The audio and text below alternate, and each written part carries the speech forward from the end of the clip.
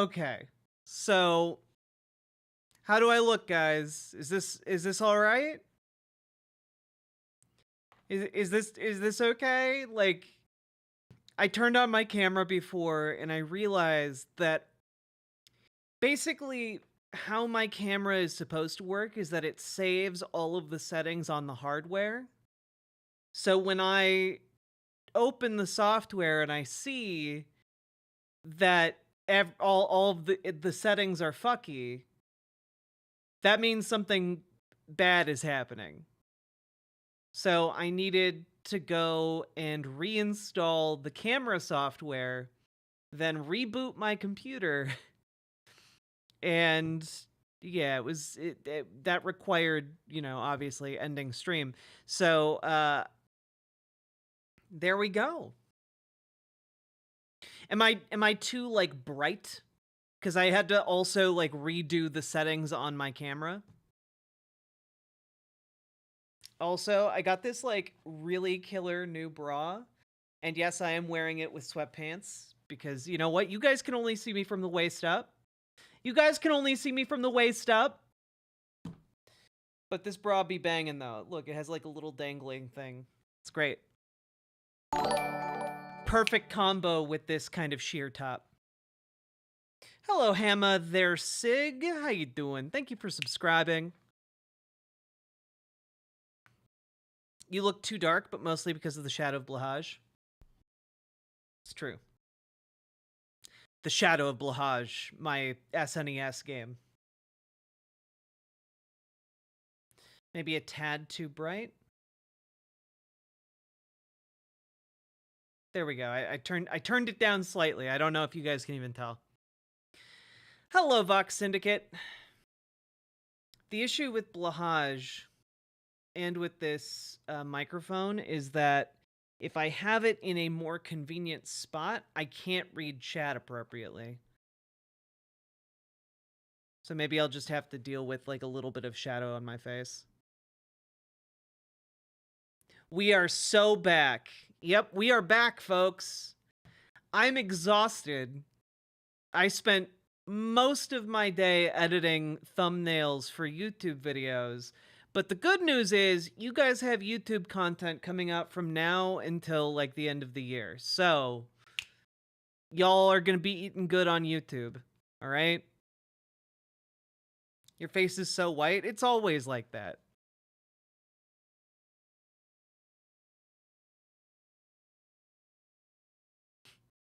How we all doing, folks? Sorry that I instantly destroyed any momentum we had at the beginning of stream. Part 1.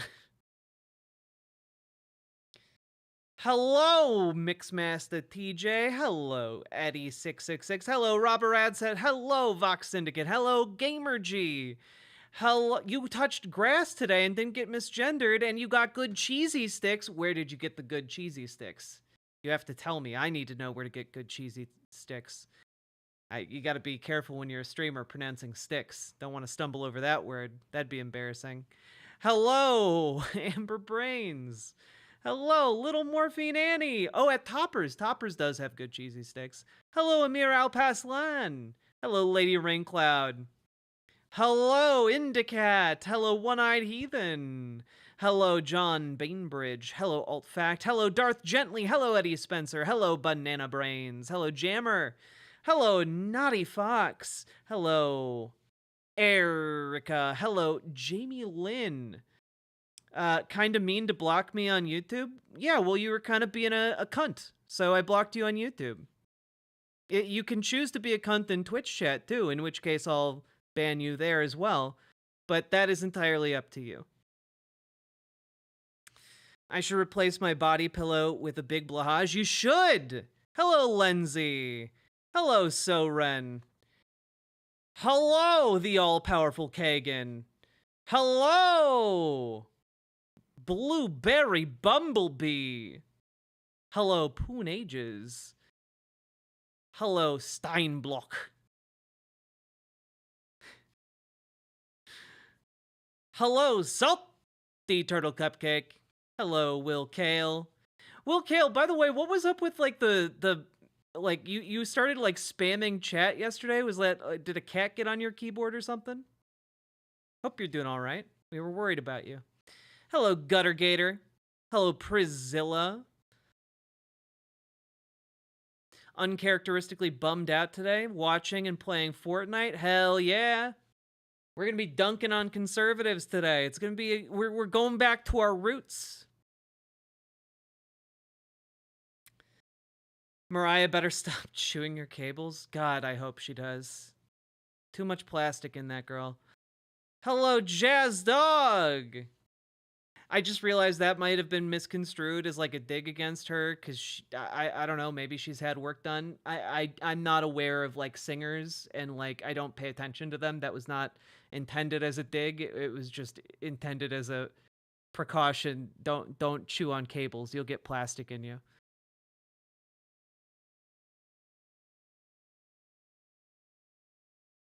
I shall dunk until midnight, then I gotta go watch Lower Decks and cry.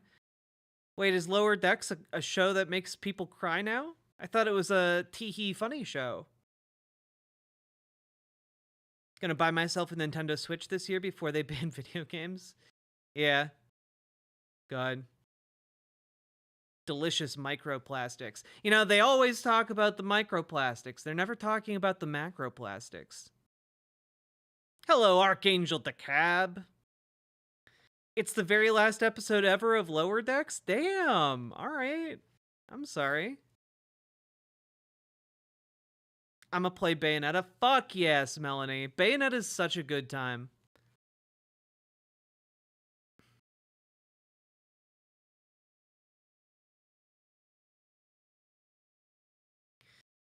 Let's see. When are we not dunking on conservatives? Excellent question. Excellent question.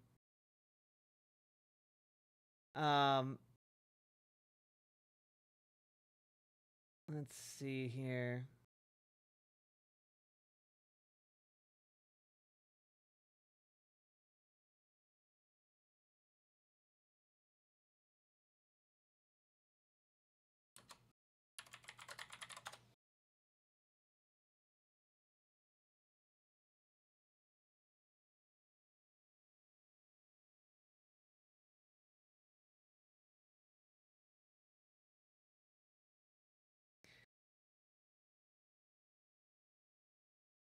All right.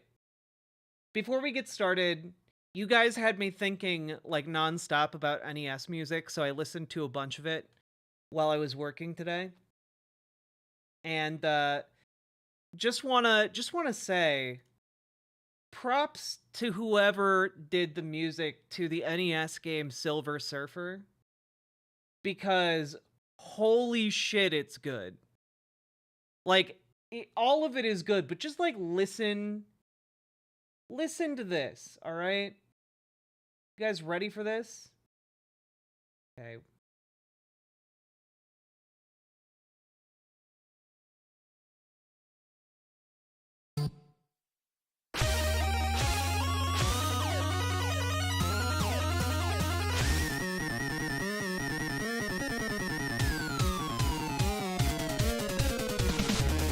It is a wonder that the NES didn't implode on itself.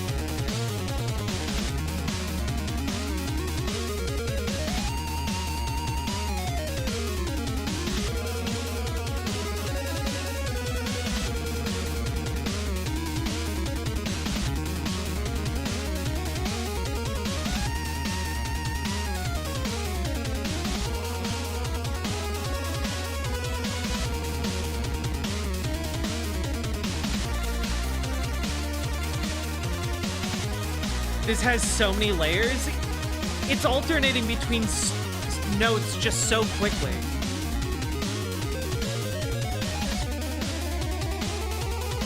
Oh, this game is a nightmare, but the soundtrack is sublime.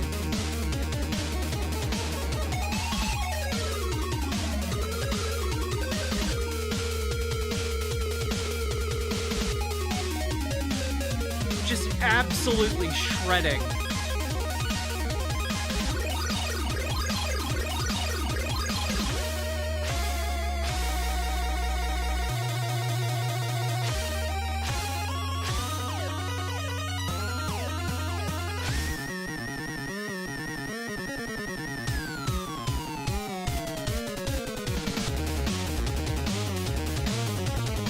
somehow just keeps amplifying. It keeps like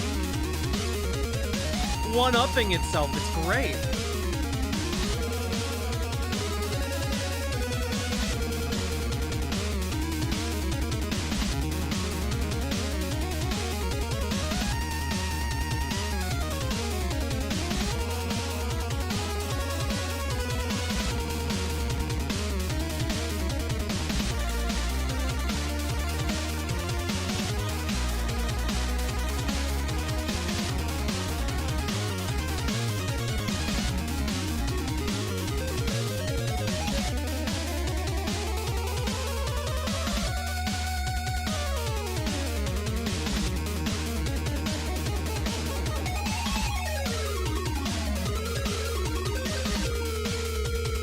I love that you guys are duding along to the song. I love it.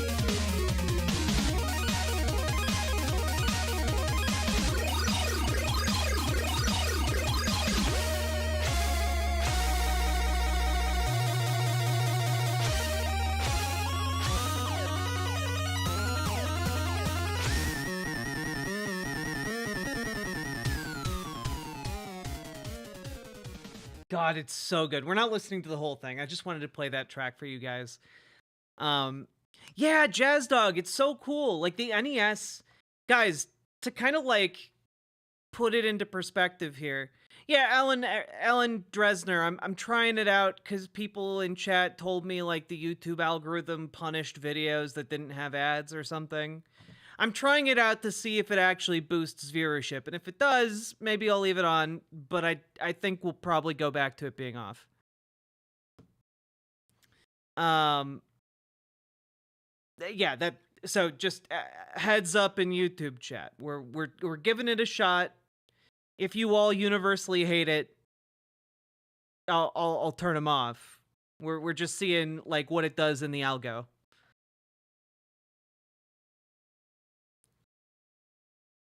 Yeah, the NES only had 5 sound channels total, not just for like the soundtrack, but also for any sound effects or enemy noises.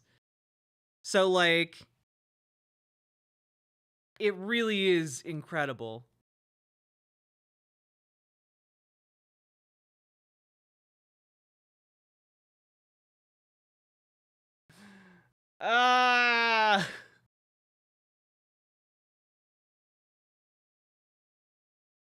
Oh my god. Oh my god, what a fucking huckster. What a fucking charlatan.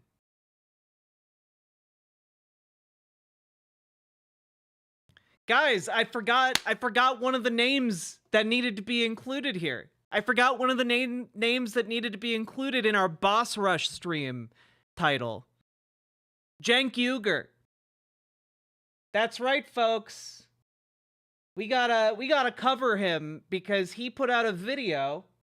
When did this come out? This came out a few days ago on Unheard, on a show called Undercurrents, which has 43,000 subscribers. So I'm not surprised we haven't caught it yet.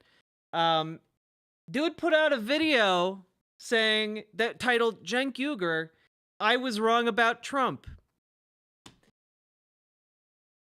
You know what? Fuck it. Fuck it. We're in boss rush mode. Let's go. Let's boogie. Absolute cretinous behavior.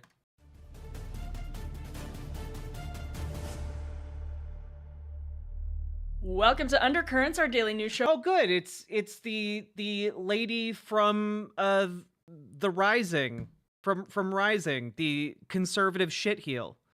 Cool. From Unheard's Washington Bureau. Today's guest is Cenk Uygur. Subscribe here wherever you get your podcasts. Also, I'm pretty sure Unheard is a like transphobic site, if I'm not mistaken. Content.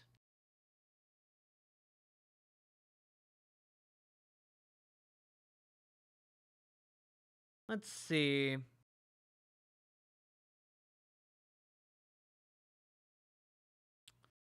Oh, of course, founded in 2017 by the billionaire hedge fund manager Sir Paul Marshall.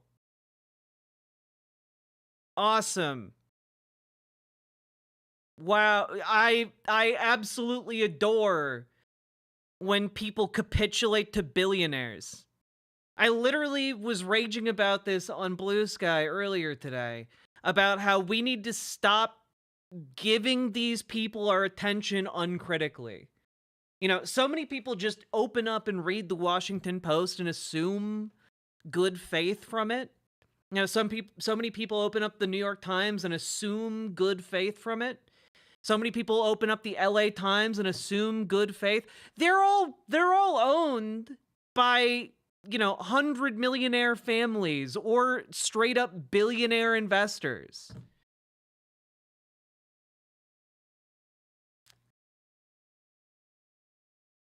Cool stuff. Real quick here.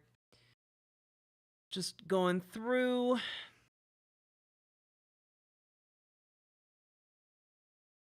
Yeah, Samuel Earle, writing in The Guardian, described Unheard in 2023 as drifting away from explicit concern for the Conservative Party and the future of capitalism and towards a focus on culture war topics.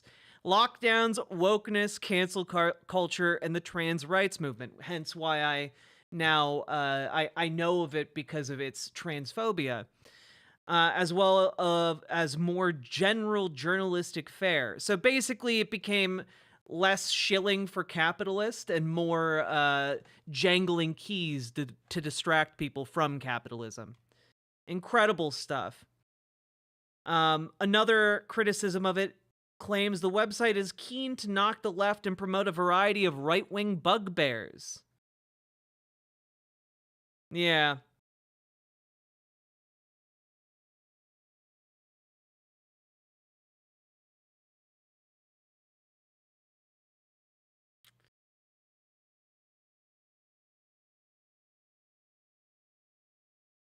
Yep. All right. Cool stuff. Let's see. What do you got, Cenk? You were wrong about Trump? Let's go. And over at undercurrents.tv for the full premium experience of the show. Also, no spoilers, but this will tie nicely into the next segment that we're doing. So, this actually isn't that far out of our way. We're more just veering on a slight detour before we get to the first piece of content I actually planned. Let's dive in.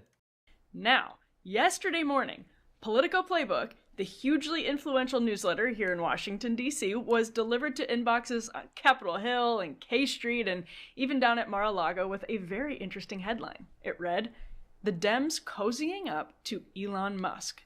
So who are those Dems? To name a few, Elizabeth Warren, Josh Shapiro, and our previous guest on this show, Ro Khanna, Playbook reported. But beneath that headline, Playbook made it clear that not all Democrats were hopping on the Elon bandwagon, noting how Representative Maxwell Frost discussed Musk on MSNBC just a couple of days ago. So you expect me to believe that someone like Elon Musk, who's worth over $340 billion, is going to be in charge of helping to decide what my mom's Social Security check is going to be? Mm-hmm. And so I think we really need to take this on the road to show people, and it's going to help us, of course, take the House back. Outside the Beltway, though, this internecine battle is raging as well. Cenk Uygur, the popular host and founder of the Young Turks, has been making headlines left and right, literally and figuratively. He actually reached out to Elon Musk and said, quote, "Put me in charge of the Pentagon. I'll slash 400 billion easy. That'll get you 20% to your goal of 2 trillion right out of the gate. I went to Wharton 3 years before you. I own a media company, so I know how to run a business. If you really want to cut, put me in, coach." After Musk... Now, the most charitable way you can interpret this is Cenk banking on the fact that Elon Musk is a moron in order to try and, like, do some, like, I don't know, trickery to basically, convince him into doing a good thing, by accident. And that's the most charitable you can possibly be here, because I don't think that's what this is. I really don't. But we'll see. You know, maybe I'm wrong. I could be wrong. I could be wrong. We'll see. But I'm probably not. Musk replied, quote, "Suggestions welcome." Cenk posted that generals should not be allowed to leave government and work for defense contractors for a period of 10 years. Donald Trump Jr. jumped in and said, "This is a great idea that has been discussed." Now, that, of course, upset the bulwark, unsurprisingly, but Cenk has continued undeterred over the last several weeks, making news constantly for talking to conservatives and MAGA diehards, and even the issue isn't, by the way, just to clear this up in case you are a conservative and you are watching this, the issue isn't that he's reaching out to work with everyday conservatives. The issue is here, he believes that there is some vein of right-wing populism that exists within the Republican Party, and that just doesn't exist. They are liars, and they are charlatans, and they are thieves, and they tell people what they want to hear. So working class Republicans hear the messaging, but there's absolutely zero intent to actually deliver, and at the end of the day, it doesn't even matter if they actually deliver on these working class issues, because they're never held to account, because they are shielded from repercussion by the cult leader of Trump, you know, the cult figure. So, like, the right-wing populism, it's a mirage. It's a mirage leading people astray into the depths of the desert where they will die, along with anyone they bring with them. And I don't know. I think maybe that's bad. Maybe that's a bad thing that is deserving of criticism. Reaching out to Trump's incoming border czar, Tom Homan. Take this Mediaite headline as one example of how Cenk has been influencing the discourse. It said, "Cenk Uygur optimistic after Trump's victory. Quote, MAGA is not my mortal enemy. The establishment is." Now, on Wednesday, they already ran the government. They are the establishment Republicans. Like, I'm sorry. Oh man, Donald Trump, he's not establishment. He is, though. He is. He's just not establishment in the same way insufferable neolibs are. But he is very much the establishment of the Republican Party right now, and has been for almost a decade now. And the idea here that a cadre of billionaires and hedge fund managers that are being brought in to loot the country under his administration are not establishment figures is ludicrous. He's gone off the deep end, man. Wednesday night, he made a super viral and super interesting point on X, posting, quote, "Two amazing things just happened. First, I went on about half a dozen right-wing shows, and they all agreed we should cut the Pentagon, prevent generals from working for defense contractors, and Edward Snowden should be pardoned. Second, absolutely no one on the left believes them." No, we don't. This is like saying, well, Republicans keep saying they want better healthcare, so, like, Republican politicians are going to pass Medicare for all, right? What? Are you a child? Are you baby brained? Like, Republicans will constantly say they want to improve healthcare. You know, we're going to have an even better plan than the Romney care that was passed under Obama. They didn't do it while Donald Trump was in power and had a supermajority. They aren't going to do it now. The idea that Republicans are going to cut the military is absolutely laughable when discussing openly and in front of the entire country their options for invading or creating some kind of incursion or bombing campaign into Mexico. They're not going to cut the military. Now, they might say it to appear reasonable on their media shows, but are the people in actual positions within the Republican Party going to do it? And are the people who are on those same media shows going to give a single shit when it doesn't happen? Are they going to turn on Trump and, tear him down off the pedestal and the cult malaise will dispel? No, they're not. There's zero indication of this ever happening. To me, what this really comes across as is Obama, in like 2011, 2010, saying the fever will break. Or maybe even 2012. The fever will break. We can work with Republicans. We can find a bipartisan plan on healthcare. We can pass bipartisan legislation that will help everyone in the country. The Republican fever will break. Surely Mitch McConnell will allow positive bills to be passed through. And Mitch McConnell stared at him in the face and said no to literally every single policy Obama put forward, no matter how big the compromise is. The fever is incapable of being broken within the Republican Party. They are jackals drawn to the corpse of power, and they are currently feasting. They're not going to cut the Pentagon. What they're going to do is try to cut Social Security. That's their entire goal. When they talk about cutting entitlements, that's the thing they actually want to cut.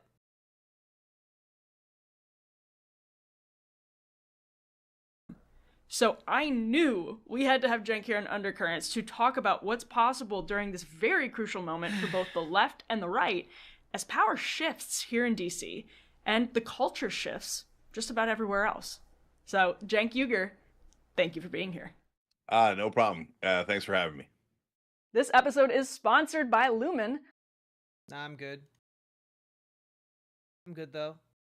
People are afraid of getting canceled. I live for it. So here we go. Let's do it one more time. So, Cenk, I think you're only gonna get the one more time, Cenk. I don't think your audience is gonna stick with you through this one, frankly. Like, this is an embarrassing pivot. I'm ashamed that I ever thought he had principles. I think, you and I... I'm not just ashamed that I thought he ever had principles. I'm ashamed that I ever thought he had good political analyses. There was a time where I highly respected what he thought of the insider workings of Washington, D.C. And now I realize that this entire time, he's basically just been a blowhard. Probably both agree the left has some good reasons to be suspicious about the right, but this is actually very real among voters and activists. When were you finally convinced? Yeah, it's a great question. So first of all, let me just double down on what you said there. Absolutely, they have very good reason to be skeptical. So in the first Trump term, he talked a mean populist game, and then his major policy was giant corporate tax cuts, which is the least populist thing you could do. Yep. So I guess he's gonna be super populist now, right? What do you mean? He would just do it again? He would just tell a bunch of lies and do it all over again? Are you... Yes, of course that's what he's doing! Of course! So he's going to have to earn credibility on that front. And now I know that... What do you mean he has to earn it? You're giving it to him! You're on a gigantic media circuit arguing that he has it. The huge portions of MAGA will be like, how dare you? Trump doesn't have to prove anything to you, and he's already got all the credibility in the world, et cetera. Yeah, all right, brother, but let's actually do some populist things first, and that would be great, right? So I get that trauma. Yeah, those populist things like putting billionaires into his cabinet. The putting the billionaires that want to loot every aspect of American society for every single red cent that they can get. Yeah, that real populism is making sure billionaires are in control. Are you like this is baffling, man. TYT gas leak is getting more real every day. But guys, we're supposed to be the non-authoritarian ones. We're supposed to be the open-minded ones. We're supposed to be the tolerant ones. We're supposed to be the We're not tolerant of fascist fucks, Cenk. Like yeah, you tolerate people different than you, but not fascists. You tolerate people who want to do, things that don't harm anyone else. That doesn't include fascists. Fascists want people like me dead, both for my political views and for who and what I am. They are here to kill us. Treating it as anything other than a battle of life and death is naive in the extreme. I'm not trying to be hyperbolic. I'm not trying to fearmonger here when I talk about this is essentially a battle between what will rule our country going forward. Is it going to be some form of democratic liberalism, or is it going to be fascism? That's what's at stake in the next several years here. And you can't tolerate people who want to take away your right to rule yourselves. You cannot tolerate people who want to implement authoritarianism, who are going around in interviews that TYT has done talking about how, yeah, he might become a king, but I wouldn't mind giving up my democratic rights if Donald Trump was king. This. You run the network that's been publishing these stories for years now.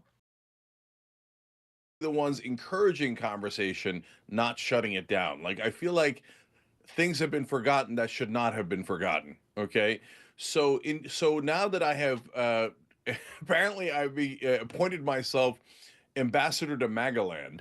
And so and I've got on all these shows and I return with interesting news. So obviously it's time to shoot the messenger. So the news I bring back is no, their voters mean it. Do all of their voters look, their voters can mean anything. The general voting population of MAGA folks do not have coherent political views. They don't. They do not have coherent views. The only thing that unifies them, and this is borne out by data from the midterms, the only thing that unifies them is Donald Trump. When you take that away, they are an uncoordinated mess, because the only thing uniting Trump voters is Trump. That's it. That's the entire premise of MAGA. It's cult worship. As someone who grew up in Protestant churches, I understand how Protestants worship, and they basically do the same thing to Donald Trump as they do to Jesus Christ.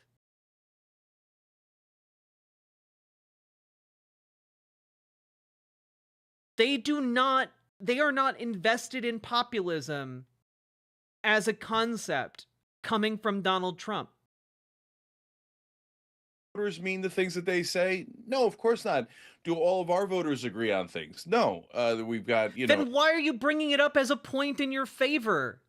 Extreme left, we've got corporate left, we've got populist left, we've got all sorts of different people within our spectrum, and MAGA is the same way. They have different people within their spectrum, and what I'm seeing is there is a significant portion of their spectrum that actually means it. They are populist, they are anti-war, they are anti-corruption. And then when I made those specific proposals, sometimes some of the MAGA guys say back, wait a minute, this doesn't have anything to do with you. We already believe that. Yes, brothers and sisters, that's what I'm trying to explain to the left. It's not like you woke up one day and I convinced you overnight with a frickin' tweet, right? No, they already believed it. And so that's the news I'm bringing back to the left, and it has not been well received. You said something important, that their voters are serious. Their voters mean it. Now, one of the frustrations, if you're sort of populist on the right, is what translates from voters and politicians to the politicians. So politicians might know now what voters want. Rand Paul said on this show a couple of days ago, Mitch McConnell is on the losing end of history. He's wrong on Ukraine, on foreign policy, and the voters know it now. But what do you see on the right in terms of, are politicians willing to be serious about those populist priorities of their own voters? I see 1.5 people who are willing to be serious. So, look, when it comes to politicians, let's be clear, let's be honest. Both in the Republican Party and the Democratic Party, there's Yeah, Fenry, I wasn't able to make it through Thanksgiving, so I probably missed that part. But it does not surprise me if Hassan rejected $1 million like ad deal for or sponsorship deal from Polymarket, and Cenk took that money. It doesn't surprise me at all. Cenk has never been like a socialist, guys. He's never been an anti-capitalist. He's fully in favor of capitalism, and it's not surprising to me that he would jump at that chance. a lot of proving that at least it needs to be done. They have proved. All right, I was gonna get really crass, but they have. Ix Drums asks, "Hey chat, what member wrote Couchfucker, and can they write Cenk the collaborator?"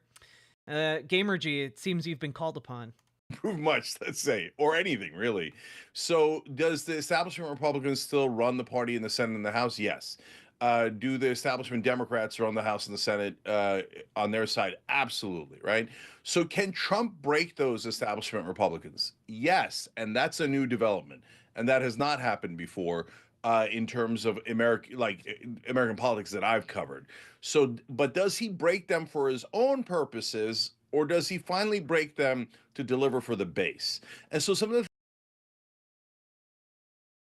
He does not care about delivering for the base.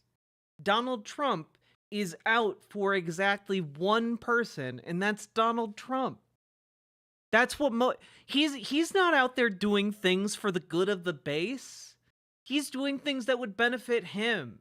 If he thinks that like doing a photo op will benefit, him in the eyes of the base, he'll do that. But he's not going to tangibly give them anything. I'm trying to see, I found a really interesting chart here. It was projections. Maybe I can find it. I'll look for it here while we watch a bit more of this. things that he delivers for his base, I'm not going to agree with. Some of the deportations, etc., right? But other things like anti-war, that's a really great question. So that's why this cutting the Pentagon question is so interesting, because every right-wing populist show I go on, every one of them goes, yes, cut the Pentagon, cut it. Found it real quick. So, folks, just as a preface here, Donald Trump currently has tax proposals out there, right? Like, he currently has a set of ideas that he wants to mainstream within the Republican Party and wants to pass as soon as he becomes president. And I'm just gonna throw up a projection chart put together by the Institute on Taxation and Economic Policy that has been making the rounds since October. It's part of a report titled "A Distributional Analysis of Donald Trump's Tax Plan." Okay? Are you guys ready to see exactly what this populist wants to do when it comes to taxation? Let's take a look real quick, huh? Let's take a little looky-loo.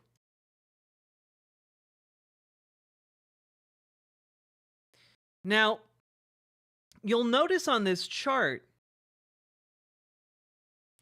that taxes are actually going to go up on everyone making less than $360,000 a year. And taxes are actually going to go down on the top 5% of earners in the country. the top 1% of Americans are going to be taxed on average $36,000 less.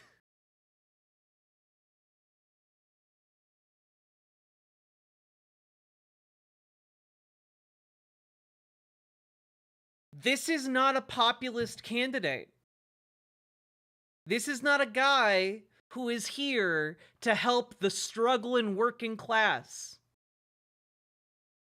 This is a guy who's here to make himself and his fellow 1%ers richer beyond all imagination. It's why Elon Musk was able to, invest $177 million into this election cycle, and he's now $200 billion richer.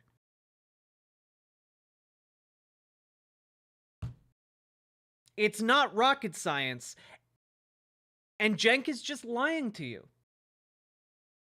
He thinks so little of his audience that he expects you to just buy it hook, line, and sinker when he tells you Republicans aren't trying to steal every single nickel you have.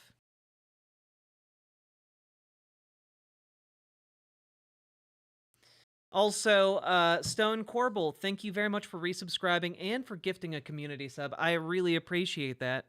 Thank you for supporting the stream. Cut it more. We want to cut it more than you want to cut it.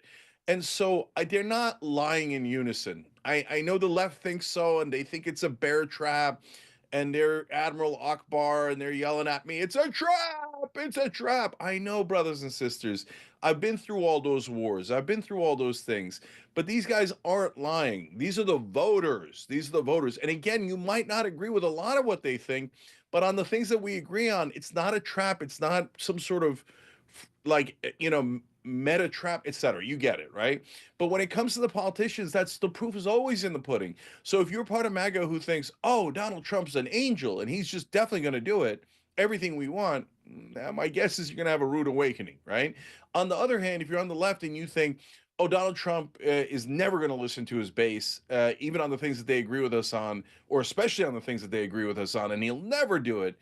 Well, I'm telling you, I think there's a chance that he will. And it's, again, not angelic, not overall necessarily positive, net positive, but on some things that we agree on, I think there is some chance that Trump does it. And just saying, if I'm being completely honest with you guys here, this is giving off some real red-brown alliance vibes from Nazi Germany when the communists and the fascists tried to team up. If you know your history, it didn't end well for the communists in Nazi Germany in that when they chose that tactic, actually. Some real sellout behavior here. Saying that out loud obviously is heresy at this point. The Pentagon is no GamerG. This is they are speed running Jimmy Doreism right here. They looked at Dave Rubin, they looked at Jimmy Dore, and they said, damn, they're making a lot more money than us. Let's go. Now's the time. We failed to stop Donald Trump from getting elected. Might as well join him. Can't beat him. Time to join him. Let's at least get rich. I mean, that's my only read on this. Honestly. At this point. I've given them the benefit of the doubt for so long. For so long. It's such an interesting case study because one of the reasons Republicans moved towards wanting more and more cuts is they saw what's considered DEI priorities, or like quote unquote woke priorities, creeping into the picture. And this is one of the things you've been talking about recently as well. So I'm curious for your take. One of the obstacles we've seen sometimes to the... How much is this pure fear, given Trump saying on the news 2 days ago he was trying to punish independent media? Unironically, I stand by what I just said. I think it is capitulation. I think it is you can't beat them, join them. We might as well make a lot of money in the next 4 years and minimize ourselves as a target. It can serve multiple masters at once, I guess. Populist left and the populist right coming together is those culture war impasses. Do you think that wall is breaking down, or do you expect that to be a significant problem ahead? No, it's always a significant problem. But yes, I see it cracks in that wall. In fact, one just happened yesterday that was super interesting. But first, on the culture wars, it's interesting because the populist left used to agree with this way more, but I now sense like populist right agrees more than even the left does. The issue that Cenk is finding himself grappling with here is that he advocated for progress for so long, but he failed to keep up with the progress. You know, he branded himself as a progressive for such a long time, and now the progressive movement has outgrown what he felt comfortable with, and so now he's trying to rebrand as a populist. And he has absolutely no fucking idea what a populist is, because he keeps talking about the populist left and the populist right as if they are the same thing, and they're just not. One is a group of liars, and the other is a group of desperate people who are banding together in order to achieve a common goal to save their own asses. You know, like we're over here, when progressives and socialists are advocating populism, they're doing it sincerely in order to save people. Notice how populist conservatives aren't doing that. It is almost every single time, I'm not going to say every single time, but 99.9% of the time, these figures just pay lip service to some form of like economic populism, but when push comes to shove, they sit down, they shut up, and they lick the boots of power. That's what happens every single time. Every single time. Which is, or at least some portions of them are beginning to say this. And I know this because I got it from Dan Holloway, who is, you know, a right-wing podcaster, does Drinking Bros. And he had two great lines. One of them was, look, I get it. These are wedge issues. And why are they called wedge issues? Because they're meant to drive a wedge between us. So Yeah, who's the one making that wedge successful here, Cenk? I wonder. Is it the people who have maintained a consistent set of values the entire time? Or is it the people suddenly breaking from those sets of values that they have espoused for years, incredibly publicly? so that we don't unify and challenge the really powerful. I was like, yes, brother, yes, thank you.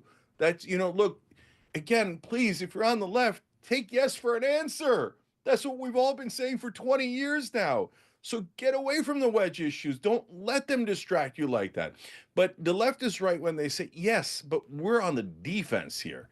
They think we're going. Keep in mind, when Cenk talks about wedge issues, he's talking about trans people. He's talking about like trans people and like, I don't know, black people being able to work jobs without discrimination. like those are the two main wedge issues of the current political moment we're in. On the office, but they're the ones passing bills against trans community, et cetera, et cetera. So that what I would say back to the right wing is, can you guys stop passing bills that affect 3.5 people and that drive a wedge between us when we need to actually unite to make sure that we fight anti-corruption and that we're actually we fight corruption. Are you serious? You think that conservatives are gonna band together with you to fight corruption? Brother, they just put like 12 billionaires into like Trump's cabinet picks. Like, what are you talking about? They're not interested in fighting corruption. If they were interested in fighting corruption, they would have at least elected someone like Ron DeSantis. Like, Ron DeSantis, terrible individual, but at the very least, someone that's a little bit of a question mark in the minds of conservatives. You already had Donald Trump as president. You know he's corrupt as hell. His son-in-law got a $2 billion investment from the Saudi royal family for no explicable reason, to the point where even the accountants of the Saudi royal wealth fund were like, there's really zero reason why we should be giving them $2 billion. But they did it anyway. I'm for progress. That's the thing that's opposite of Congress, presumably Cenk. God, true Sake Tanuki. And Sake Tanuki, thank you for supporting stream with the incredibly generous 5 tier 1 subs. Appreciate it with the holidays, friendo. But let's keep going. We're doing boss rush mode. Corruption, and we fight more endless wars, etc. Right? Oh yeah, man, the guy who wanted to nuke North Korea and try and frame another country for it is really against war. Yeah, uh-huh. The guy who wanted to nuke a country preemptively and was only stopped because his top generals said no, who now wants to purge the upper echelons of the military on the basis of loyalty to him. Yeah, he's definitely anti-war, uh-huh. Hey, I've got a bridge I can sell you, Cenk. How much money you getting from conservatives these days? You know, I'll sell it to you for a cool $10 million. So now, what's the crack in the wall that I'm beginning to see? Well, Trump just yesterday, talking to Time Magazine, said they asked him about the trans issue, and he ran that ad that was so effective for him, and so trans people were genuinely and I think rightly worried. Like, what's he going to do? That ad was successful for him, or I don't know. Some of them believe that it wasn't, but that's fantasy land, right? And so, is he going to take more away, or take away our rights? And then Nancy Mace does the the theatrics that she did in Washington, and Trump said, yeah, it doesn't affect that many people. Let's move on. Again, why are you treating this with some level of credulity? He's not going to start talking about how, yeah, trans people are demons. He already has armies of people who will do that for him. He doesn't need to. He's being interviewed for their Person of the Year, something he's wanted forever. Because if you'll remember, and I remember this because my mind just retains random facts, he actually had fake Time Magazine Persons of the Year hung up in some of his Trump golf courses on the wall, framed.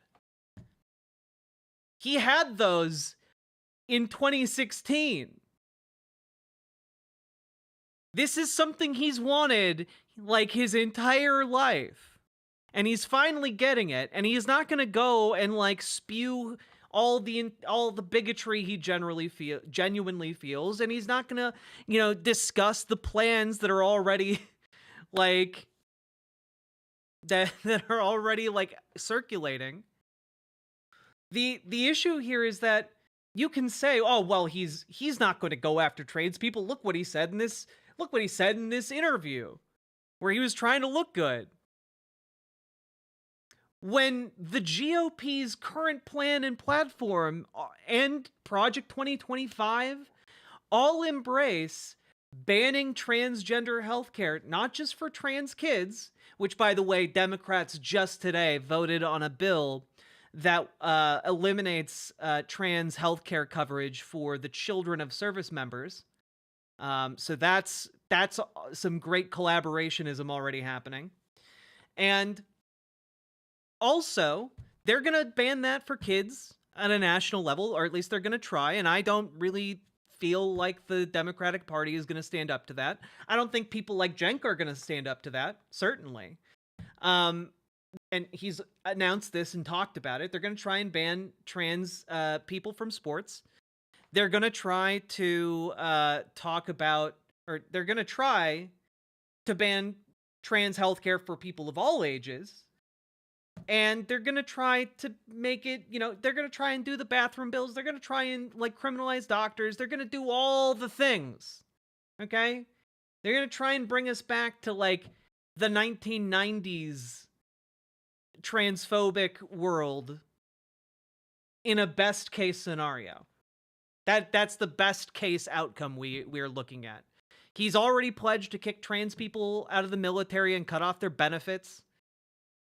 Like the idea, well, he said in one interview that he's going to be nice to trans people.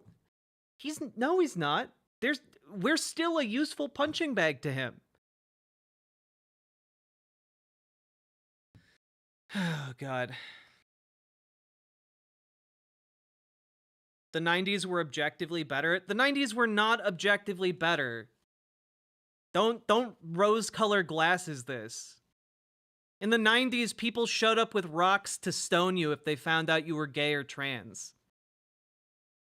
Did in the 90s, they'd crucify you on the side of the highway if they found out you were gay or trans. The 90s were bad. They were survivable. A lot of gay and trans people survived the 90s in a way that they didn't survive the AIDS epidemic of the 80s. But they weren't pleasant.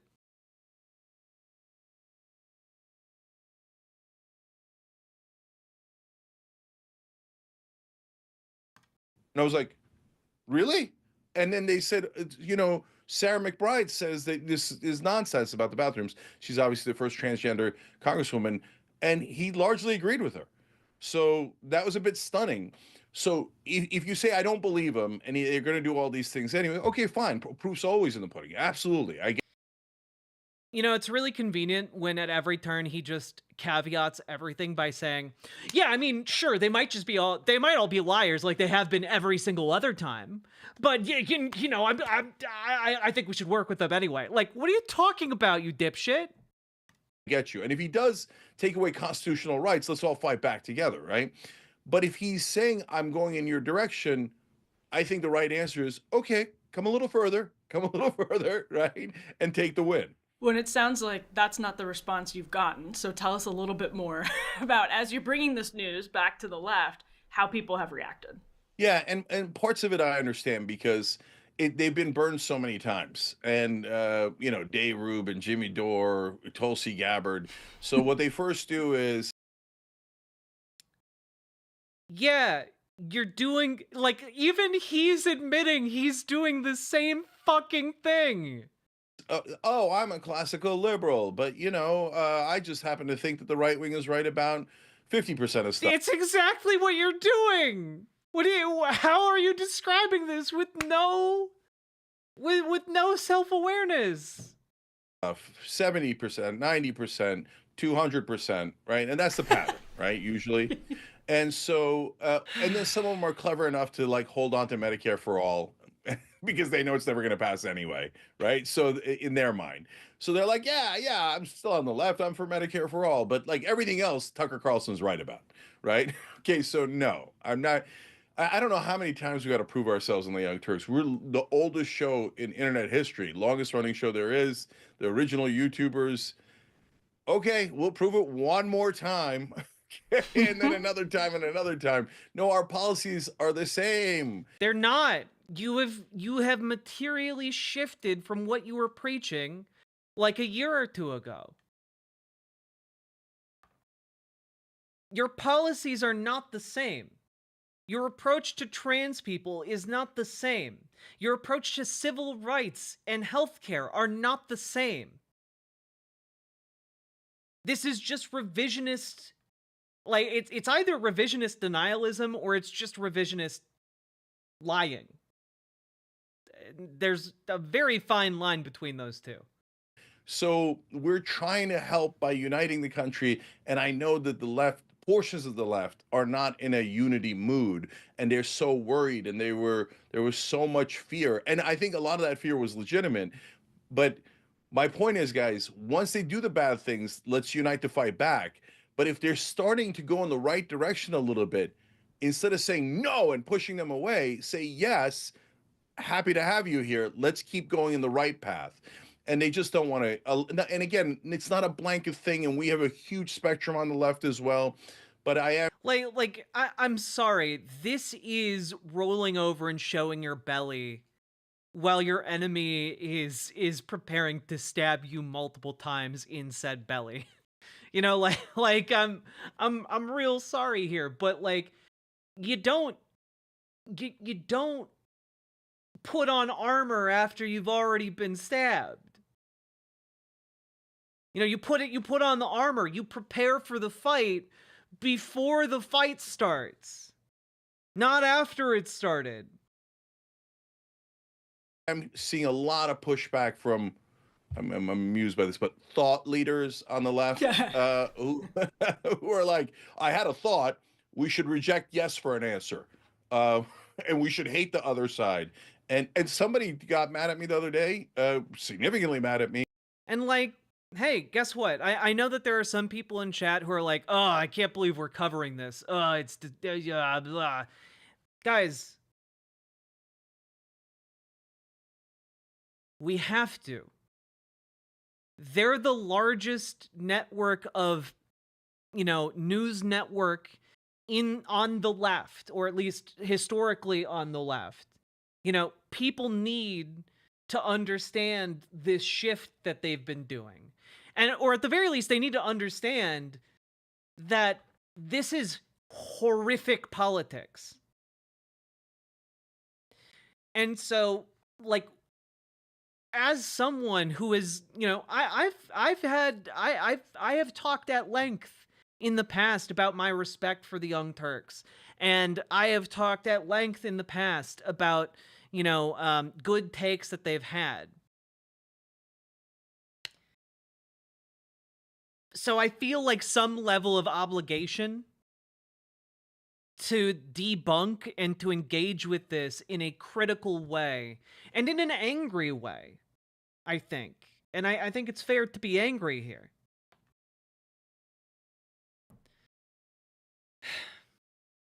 It's disappointing as hell.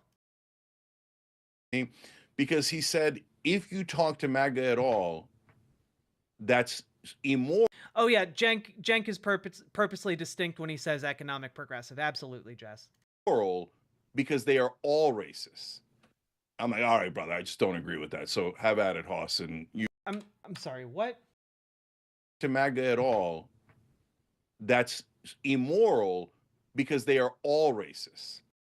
No one is saying that. You're creating a straw man, right? Because there's a huge difference between talking to a singular MAGA voter, right? Versus going on to a MAGA podcast that has millions of subscribers or hundreds of thousands of subscribers and kissing their ass. And not challenging them on various issues. Because the issue, one of the major issues here is that Republicans support systemically racist policy. So individually, they might not believe themselves to be racist, And it's, you can conceivably find MAGA folks who are not voting for Trump because they really want to stick it to like different racial or ethnic groups. But those individuals are not the people hosting these MAGA podcasts and perpetuating and spreading the systemic racist policies. Like there's a very big difference between a ground level voter who's just trying to live their life and media personalities who make their living off of extremist rhetoric. And then there's a more subtle difference between those media folks and the actual politicians.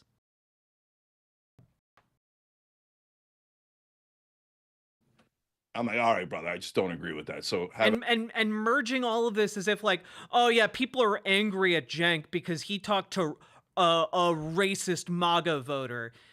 No, we're angry at Cenk because you're going on conservative podcasts and licking their boots and saying it's in the name of like attracting right-wing populists. Those right-wing populists aren't going to vote for Medicare for all. They're not going to vote for, a leftist. They're not going to vote for a Democrat. Like, what positive action are you thinking of doing here? Like, what positive outcome is going to come of this? Have at it, Hoss, and you go do your thing and we'll do our thing, and it's a free country. Okay, so let's pause actually on that point because it's easy to remember in like 2017 when CNN was in its like most frenzied days. You actually kind of heard stuff like that a lot. You are necessarily racist if you voted for Donald Trump because even if you don't harbor any personal animus that you're conscious of, you're participating, you're complicit in this systemic system of racism.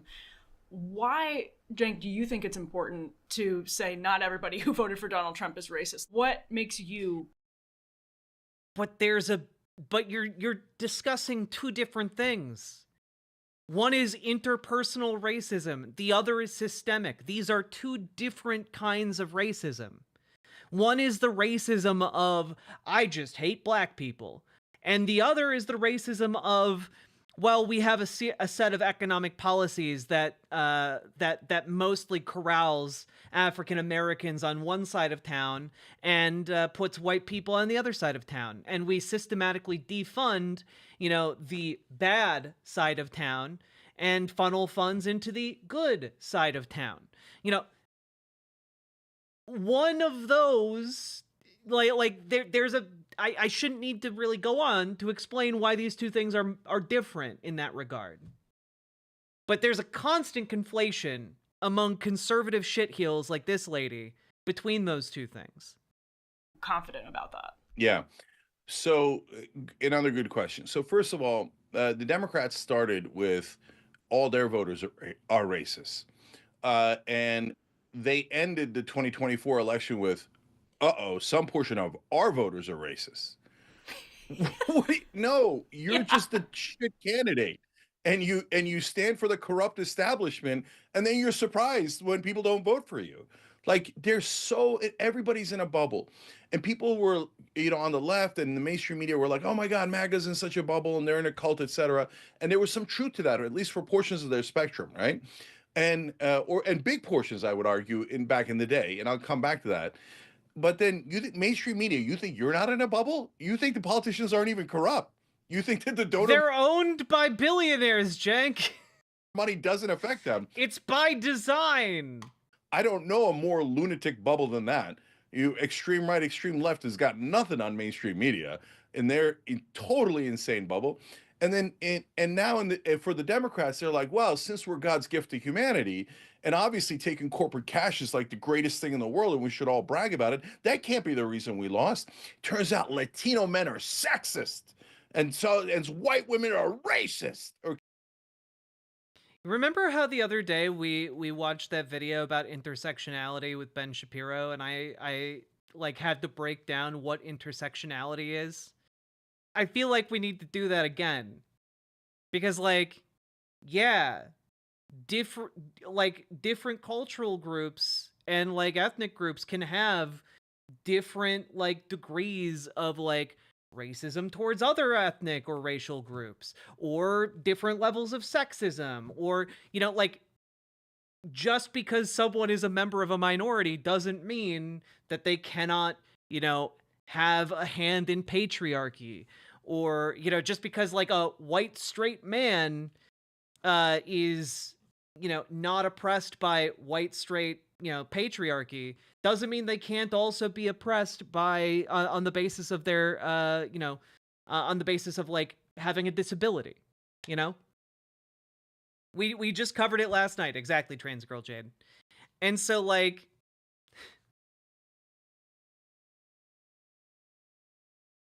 this can be true. What he's criticizing the Democratic Party for saying can be true. That can be a factor. It isn't why Kamala Harris lost, but it might be one factor among a dozen other ones, right?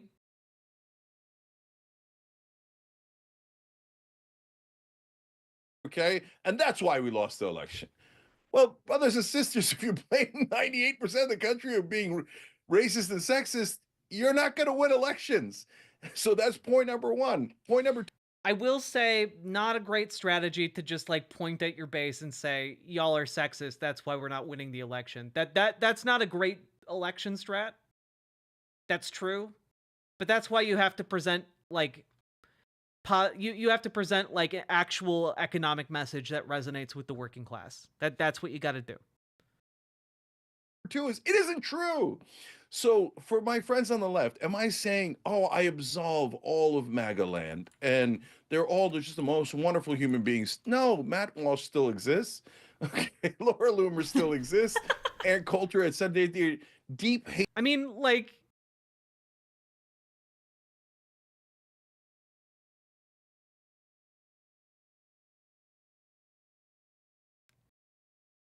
I feel like there might be some data out there that indicates that it might be a little bit true. Okay. My look, there's data out there that on different like racial groupings in America and their views on sex or gender, race, class, etc. There's all kinds of polling out there from like Pew Research about different groups of people and how they view the world.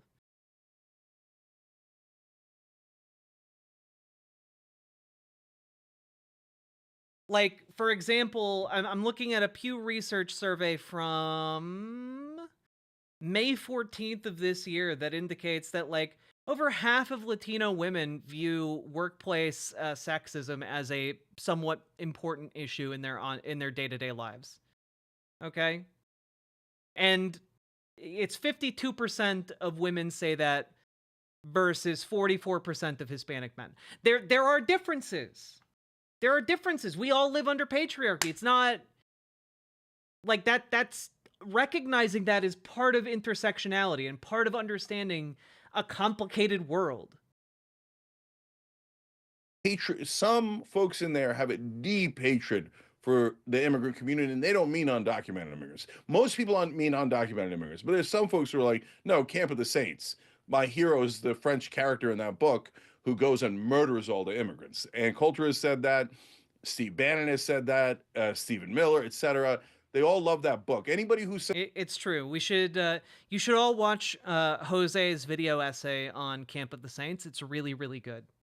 they love that book, watch out. Those are the worst, in my opinion. Okay. So does that still exist in some portions of the right? Of course. And people on the right, you think just like if you're not racist and you're on the right, that doesn't mean there aren't people on your side that are. No, but the issue here is that the vast majority of people within MAGA don't consider themselves racist. You know, you're the protagonist of your own story. Most racists don't wake up every day and say, "Man, I'm racist and I love it." You know, like they view themselves as non-racist. They view themselves as people who just are willing to say it like it is. You know, like that's how they view themselves. And so like they're just telling it like it is when they're saying, "Oh yeah, whites should have their own country."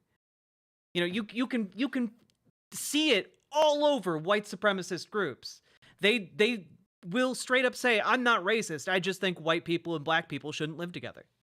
You know? Right? So that's what we have to understand. And if just And like we covered a story about we covered a story the other day that the New York Times published about an undocumented immigrant who's lived here his entire life with the exception of like the first 8 months of his life. And he's lived all of his, 30 years on this earth in Rome, Georgia.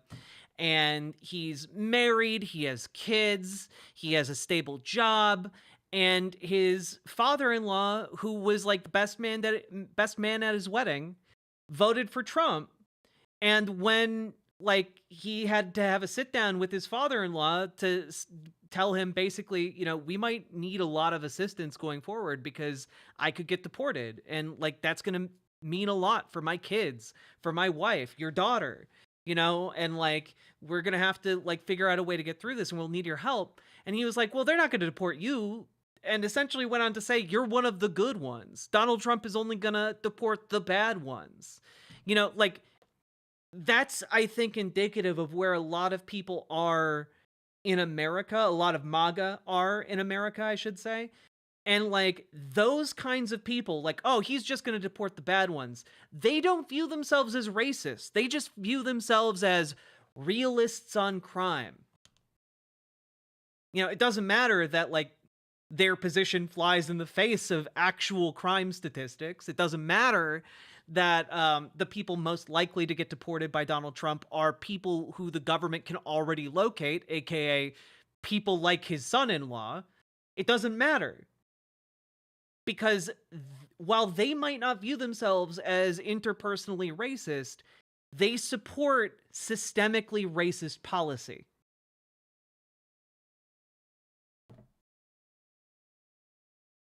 All right, I can get into apparently a very long conversation about that, but to the point you asked about when did I begin to realize it, and look, in 2020, I think I was so mad at MAGA, and they were so unquestioning of Trump, and the thing that made me the most mad is I'm like, come They are still unquestioning of Trump.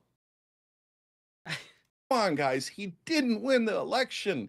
He lost 61 court cases in a row, presented literally no evidence. Fox News had to pay nearly what was that? Nearly $1 billion for the lies Yeah, about. poonages. This is why exactly, like, recognizing that all of us contain in some degree internalized racism, sexism, internalized ideas of patriarchy, etc., is the way that we help to undo, or at least, alleviate some of the effects of those systemic bigotries, right? Like, by recognizing it within ourselves, that's the first step to actually doing something about it. It's the first step to actually changing your heart for the better. And, like,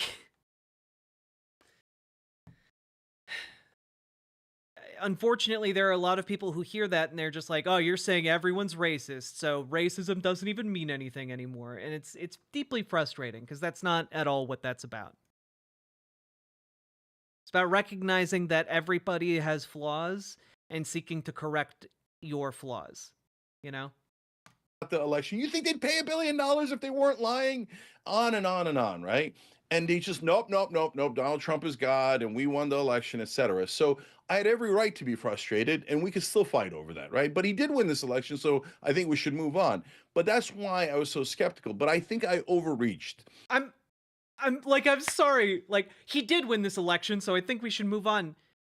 He tried to overthrow democracy last time, Cenk.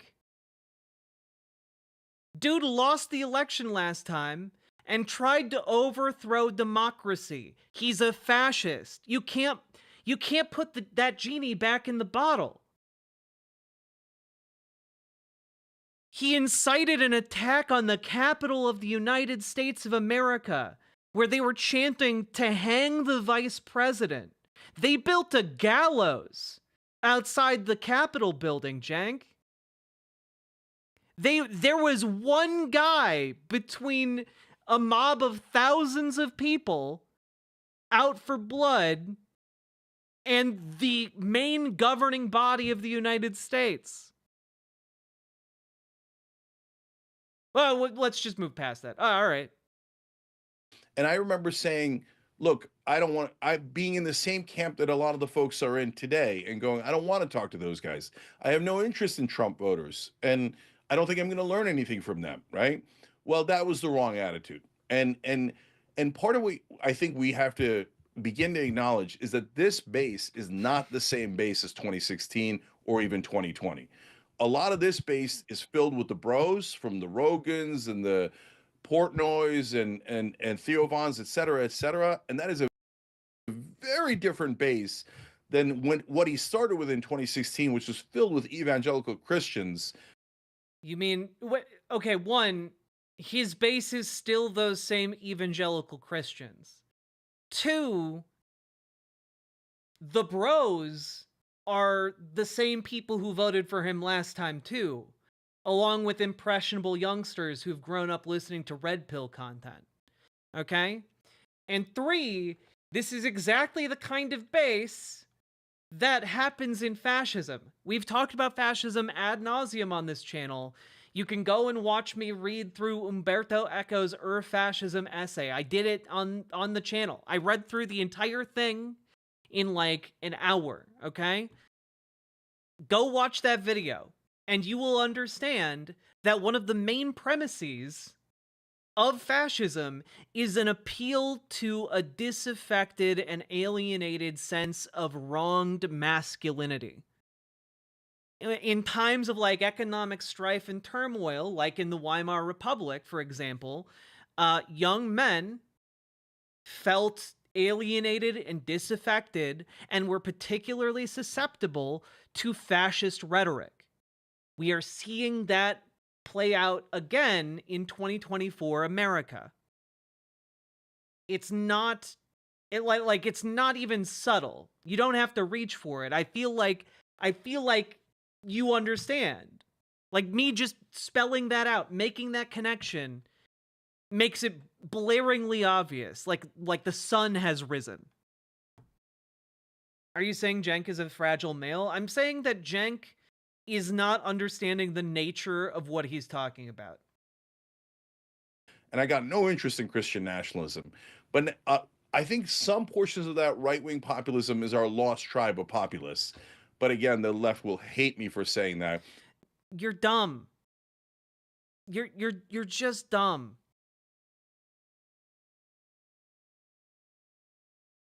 Like, you aren't going to appeal to those right-wing populists by capitulating on culture war issues. You know, like I feel like Cenk's position here is that, well, like basically, oh, these are all Bernie bros. You know, they voted for Bernie and then he lost and they became disaffected and then they voted for Trump. Yeah. That's what happened.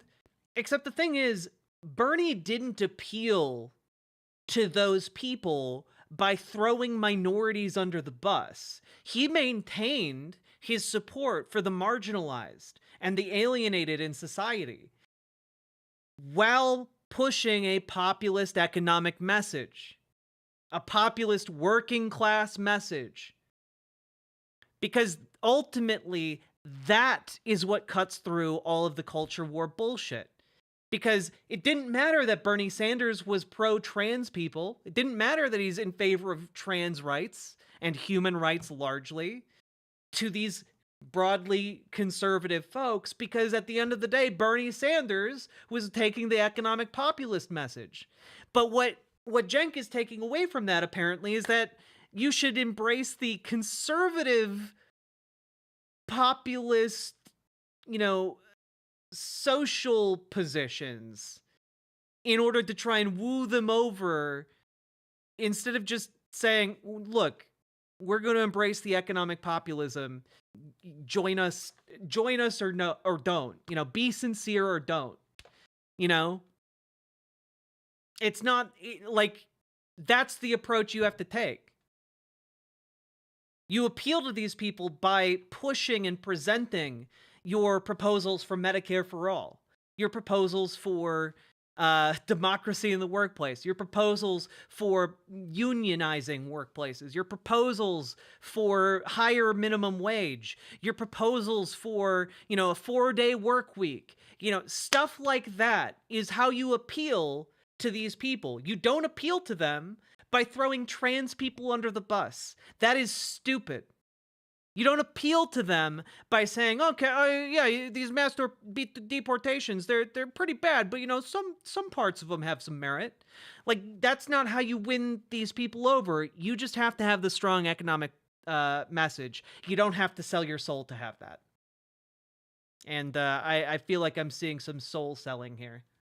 And only time will tell. Well, and that's the next question I had, basically, is I remember there was a hinge point in 2016, early 2017, when it looked like there was some real self-reflection happening on the left and even in the media, but it was so short-lived, and then immediately sort of there was this pivot to Russia and collusion and all of that. So do you think right now the left is like trending in the right direction, or is it trending exactly in the wrong direction, again, sort of like doubling and tripling down? Number one, it means by it matters what we mean by the left, right? Right. So Also, I'm gonna take this opportunity. Hey, folks, we've been going for an hour and a half now. If you've been enjoying the show, please hit the follow button on Twitch, hit the subscribe button on YouTube, like the YouTube stream, and please consider supporting stream with subs, donos, memberships, etc., because that is what makes this show possible. I could not do it without your support, without your monetary support. Ad revenue, some of you may have seen my post on Blue Sky, but anyone talking about anything remotely political, or just being a trans person who sometimes, you know, even if you're just a trans person on Twitch these days, that ad revenue has cratered. Like utterly and completely. Running the same amount of ads that I did 3 months ago, that was It wasn't a whole lot of money from ads, but it was like, maybe like $100 a week or so, maybe. It's now less than $1. Less than $1 per week in ads on Twitch. Irascended Kitten, thank you for the $5 tip. I really do appreciate it. Wrong Forlorn, Twitch still runs ads on my channel because I have the politics tag. And they, by the way, forced that politics tag on my channel. They still run the ads, they just don't pay me money. Yeah, same amount of ad time. I looked at my monthly ad time. There had been, over the course of like, 150 hours of streaming or so, like there had been 11 hours of ads. I got paid like $1 for like the month of November or the month of November. It's pretty bad. It's pretty bad. So 100 a week is so much. Well, I have like let me put it this way, Fire. $100 a week in ads on Twitch is not enough to pay my rent. It's not enough to pay like even a quarter of my rent. And now it's like 25 cents per week. So, do the math on that one. One of my favorite journalists. Yes, I use that word. There is no escape, Jack. Ah, God damn it. Well, Michael Reich, thank you for the $28 super chat and 37 cents. I really do appreciate it. It does mean the world to me because you guys are what allow me to continue doing what I do.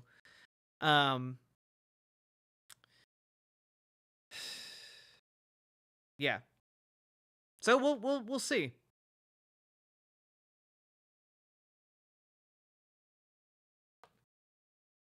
No, but it gets Yeah. But this is what I do for a living. You understand that, right? Like I do this full time. This is what I spend like 150 hours a month doing this show live and another 150 hours a month doing stuff behind the scenes by myself. Like, I'd like to thank you, Miss Jack, for helping me quit smoking. Listening to your streams keeps my mind off cigarettes. Purple Heart.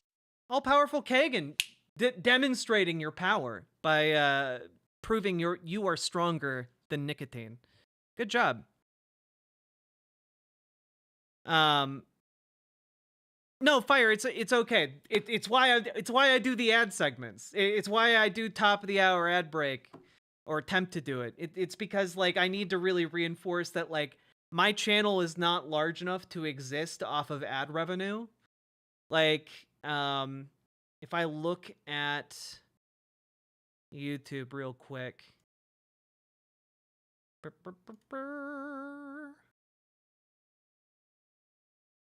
Let's see.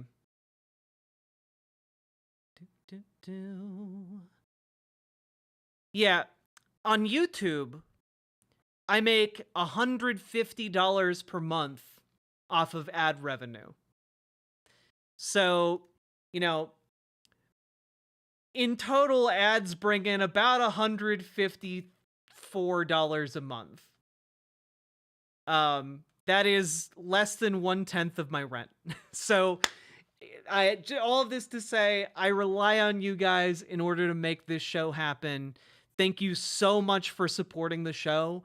I cannot stress enough that this show is only possible because of you guys. No, Fire, I got you. It's why I'm just trying to clarify my point. Shark Nation, thank you for the $5 dono. I appreciate you. Thank you so goddamn much. Did you, Emir El Paslan? No spoilerinos for our next segment, okay? Anyway, thank you so much. Please consider supporting the show however you can, whether it's by pushing buttons, sharing the stream, or dropping those subs and donos. Let's get back to it. So let's start with the last time where they pretended to do self-reflection, right? There's two different ways of being conciliatory, right? And trying to not really, it's not even an olive branch. It's just like, it's, oh, I hate to say this, sounds so Hillary Clinton, a listening tour. But, okay, but seriously, it's just the human act of listening, right? Hey, what are they saying these days? Oh, that's interesting. Okay, but you don't need to do that on a far right-wing podcast. You don't need to do that on fascist sympathizing podcasts. You can do that interpersonally. You can do that in ways that are not bootlicking. I wonder if they mean that, right? So that's the portion that Anna and I and the Young Turks is going with. And by the way, the TYT is a network. We have tons of hosts. We have like over 24 hosts, and some of them don't agree with us. Geek Prime. But we do something radical at TYT. We have open minds. So you're allowed to think that. I'm allowed to think this, and then we have a conversation about it, right? So, but there's then we have a conversation about it. You mean the same way you're having a conversation with Sam Cedar? Oh, wait, you're not doing that. Weird. Weird that there's like one guy you don't want to have a conversation with. There's a second way of being so-called conciliatory, and that's this morning Joe route, right? Where you go and you kiss the ring a little bit and you go, okay, I guess he's the new power at hand. And this is the CNN way of thinking, and we kiss up to power. So we now go kiss up to power. And I get why some people on the left go, oh, that must be what you're doing. And you literally are trying to schmooze up Elon Musk. Like, I don't know how else to really interpret that. I even saw a conspiracy theory that I'm afraid since I'm Muslim that I'm going to be the first arrested or something, and that's why I'm going to kiss up to them, right? Well, okay, everybody's got a theory, right? So no. If you go kiss up to them and you say, oh, now I think you're right. Oh, I really want access. That's what you're doing. You're going and saying, yeah, they're, these far right folks, they kind of have a point. Sit down and have a conversation with Sam Cedar, you coward. Like the virtue signaling of like you're open to debate while you're like railing against the one guy who may be able to bring you to your senses. But it's all, oh no, Sam Cedar. Wow, what a fucking nightmare. Yeah. Says, well, then, yeah, you're doing the wrong thing, and you're doing it for your own greed and power and access and all that. You know, Sam would destroy him and his toilet. Legendary dumps. Those things, and I get why people are concerned about it. But it is actually possible to be genuine and go, now that the establishment for the next 4 years has been partially defeated, can we get anything positive done? Because no, because you have the far right establishment coming in. They're also establishment. They're just on the right. Populist left, brothers and sisters, the establishment has been our opponents for as long as I've been around, for a quarter of a century. So now that their walls have been partially torn down, let's go inside and see if we can get some positive things done inside that castle, right? Okay, so again, that's my take on it. But they're not letting you inside the castle, Cenk. Best case scenario, they put you at the kids' table. They're not letting you up to the big boy table. Are you kidding me?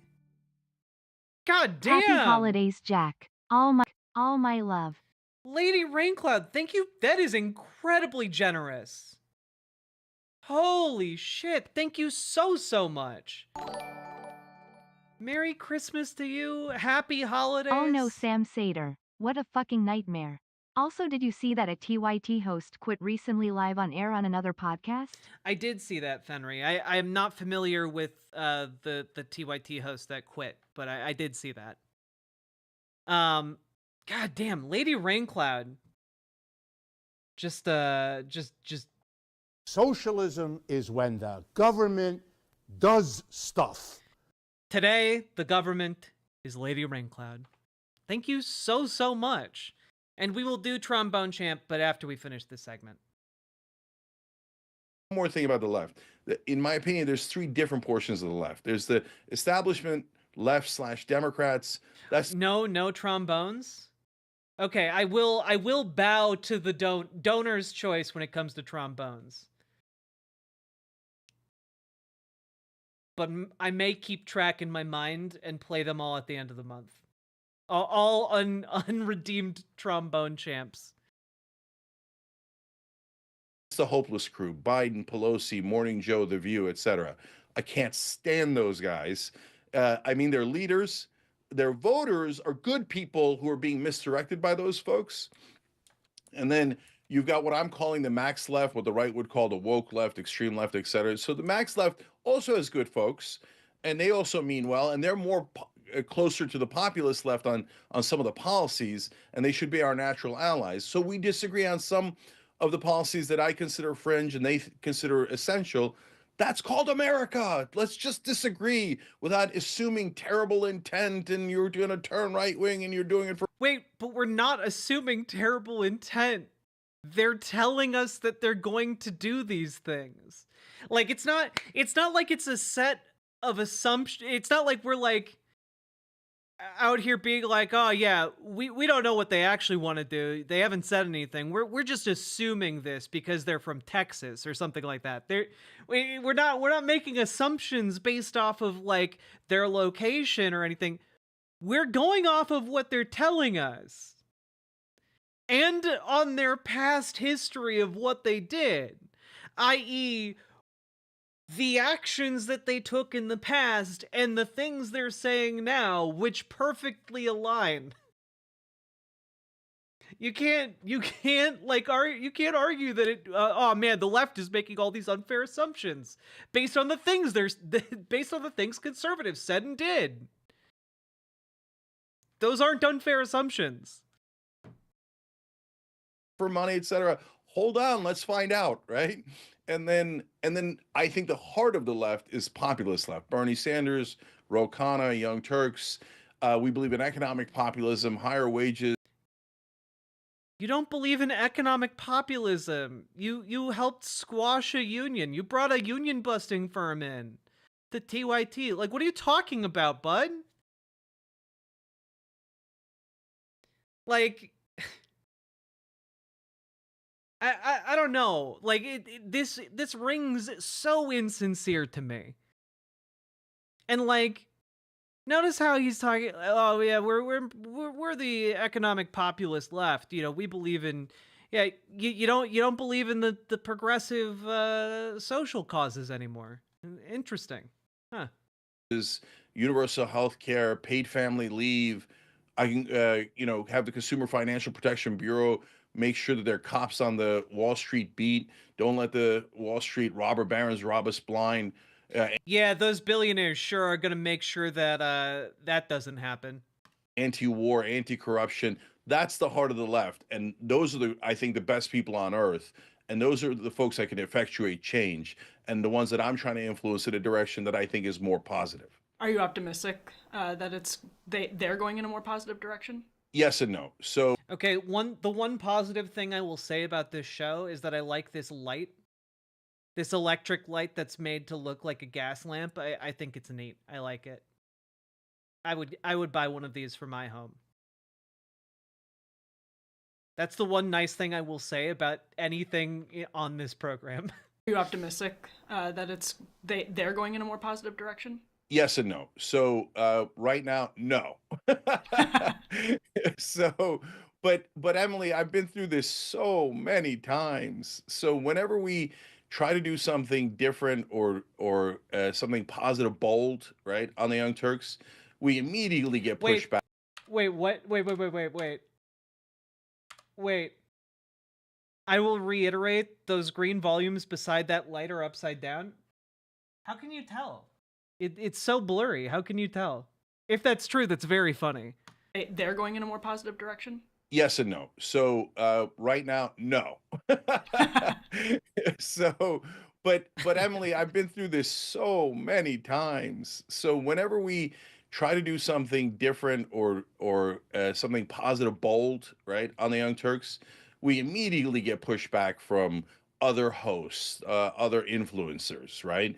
Oh no, they're terrible. And yeah, there's a little bit of like, and sometimes it's very, very literal. Make sure you unsubscribe from them and subscribe to us, the real left, the pure left, the 280% left, right? Okay, all right. Look, run your thing, okay? So, but there's a lot of people who genuinely are concerned. Like, oh wait, are they going in the Morning Joe direction? Are they this that? No problem. So what happens is, unfortunately, good people are convinced by those guys for a while, and Yeah, I mean they're convinced because of what you're doing. Now, if they come back to the left at some point, like if they have a come to Jesus moment or whatever, like that'll be a good thing, I guess, but it's kind of shown that their political instincts are completely shot at this point. Like there needs to be like a complete reevaluation of their political strategy. Do what the oh man. You know, growing up in a Protestant fundamentalist religious evangelical background, I never really thought of the phrase come to Jesus before, and now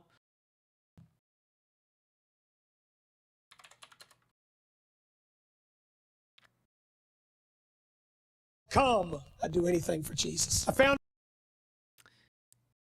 I need to just real quick here. Need to look and find the thing I'm thinking of here. Let's just grab this real quick.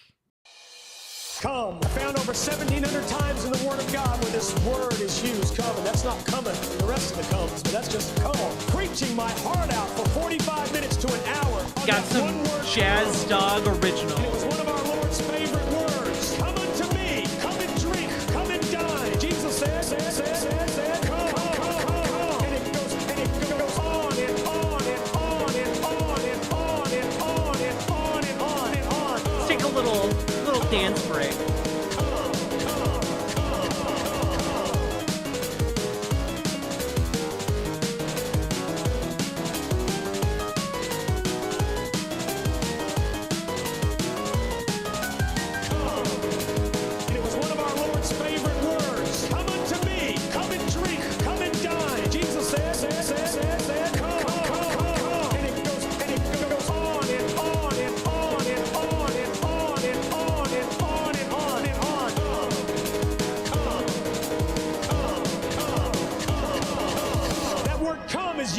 In its application. Come, what did Jesus say to his disciples? Come, there's so no room good for discussion, friend. Guess what? Come. It commands obedience. Come.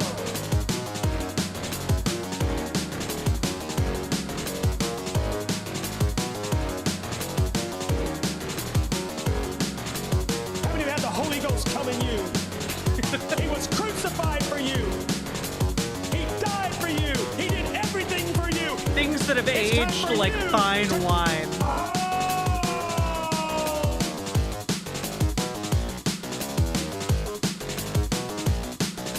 Jazz Dog, you absolute legend. Thank you so much for making this.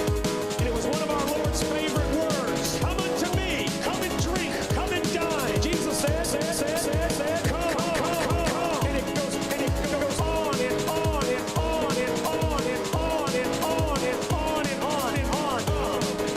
Come.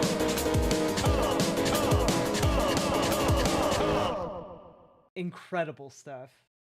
Top tier, Jazz Dog. Top tier. All right. On that note, got some of our wiggles out, I think. Here we go. And this is the normal pattern. And then they'll poke their head back into Young Turks and go, well, I don't get it. In fact, one of the hosts in one of the things that I watched said it too. He's like, I don't get it though. Every time I watch the Young Turks, they sound really good and they sound really like they're totally on our side. And the other two are like, shh. That's hilarious. So people will come and they'll check it out. And of course, we've got our core audience that hasn't gone anywhere. And they're like, oh.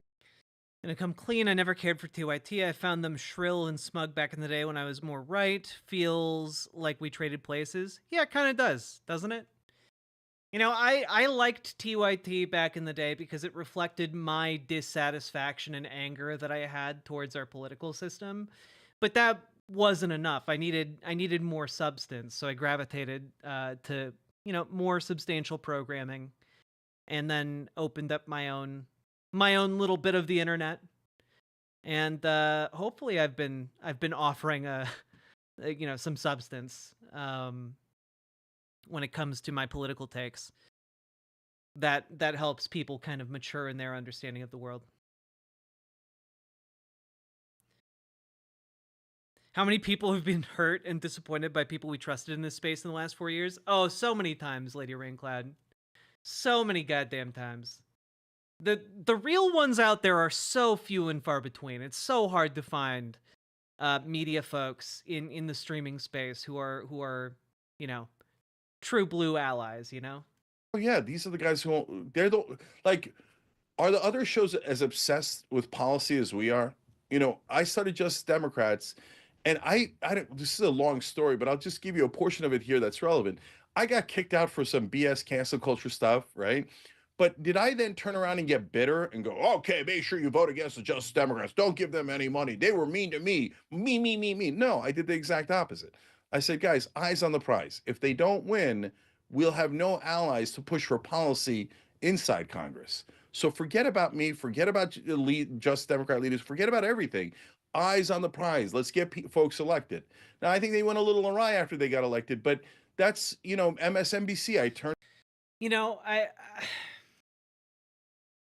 one of the things I've been talking about consistently on my show since the election has been the need for people to get involved with their local and state level politics. By joining DSA, by joining your local Democratic Party, show up to the meetings, because most people don't show up to the meetings. And 90% of political change is showing up. And unironically, I think that this is the approach we need to take. It's not enough for us to agitate outside the halls of power right now. We need to be inside those halls of power, agitating both outside and inside of them. You know, it needs to be a coordinated movement. And I think that we're too far I'm headed gone off to bed, from veg. this. Your streams make me feel more hopeful. Anyway, here's more pics of my late doggo Oliver Peepo Comfy. Smelanie, thank you for the $5 dono and for sharing Oliver with us. Let's take a quick look. If Cenk trying to be a centrist populace. He's trying to be a conservative populist. He thinks that conservative populism and leftist populism are the same. Look, guys, Oliver. What an adorable dog. I'm so sorry for your loss, Melanie. Oliver looks like a really, really good friend. Oh, he's wearing a little jacket. Wearing a little hoodie. That's adorable.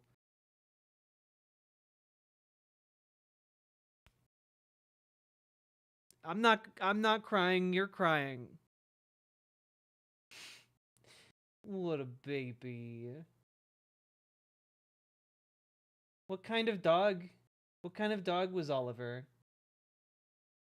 An adorable creature. To me, this is like the ultimate friend shape, you know?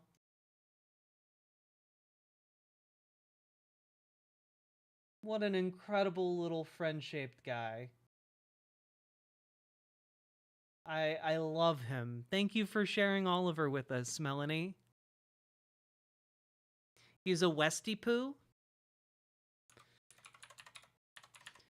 My partner and I have been considering getting dogs. I'm gonna look into that one. That looks like another type of dog we might want to get. What a little cutie.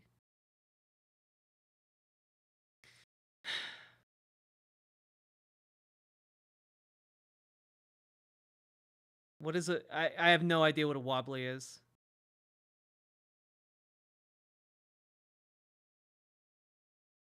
Someone needs to do a worker co-op streaming politics show so it doesn't turn to the dark side. I agree. I do agree. The issue is most streamers don't have a large enough operation to make a worker co-op show, you know? Put me in, couch! Something J.D. Vance says on a daily basis.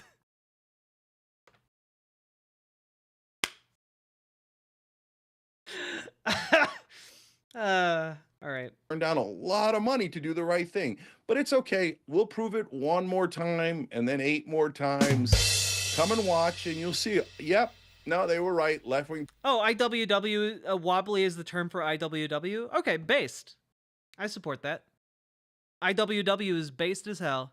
Populists, Bernie and Roe agree completely with them. I mean, did Bernie turn MAGA? I mean, is that the absurdity that we're going to get into now? Because Bernie and I agree nearly 100%. Yeah, so I know actually this is interesting. You've been in touch with Elon Musk, and I'm sure you've been getting a lot of questions about this. I'm curious, Cenk, how you found him in conversation, if he's been genuinely really open. Yeah, no, I don't ever want to overhype anything. That's why I said, like, I didn't come up with the ideas of cutting the Pentagon. That's been around forever. Yeah. And the right wing already agreed to it, right? So they're not agreeing to my proposal. They already believed it, right? Right. So, okay. and in this case, I just said it on X and Elon responded and then Donald Trump Jr. responded. But there's no like secret meetings where Elon and I are hanging out, grabbing sushi and going, oh yeah, what should we do with the left, huh? Okay.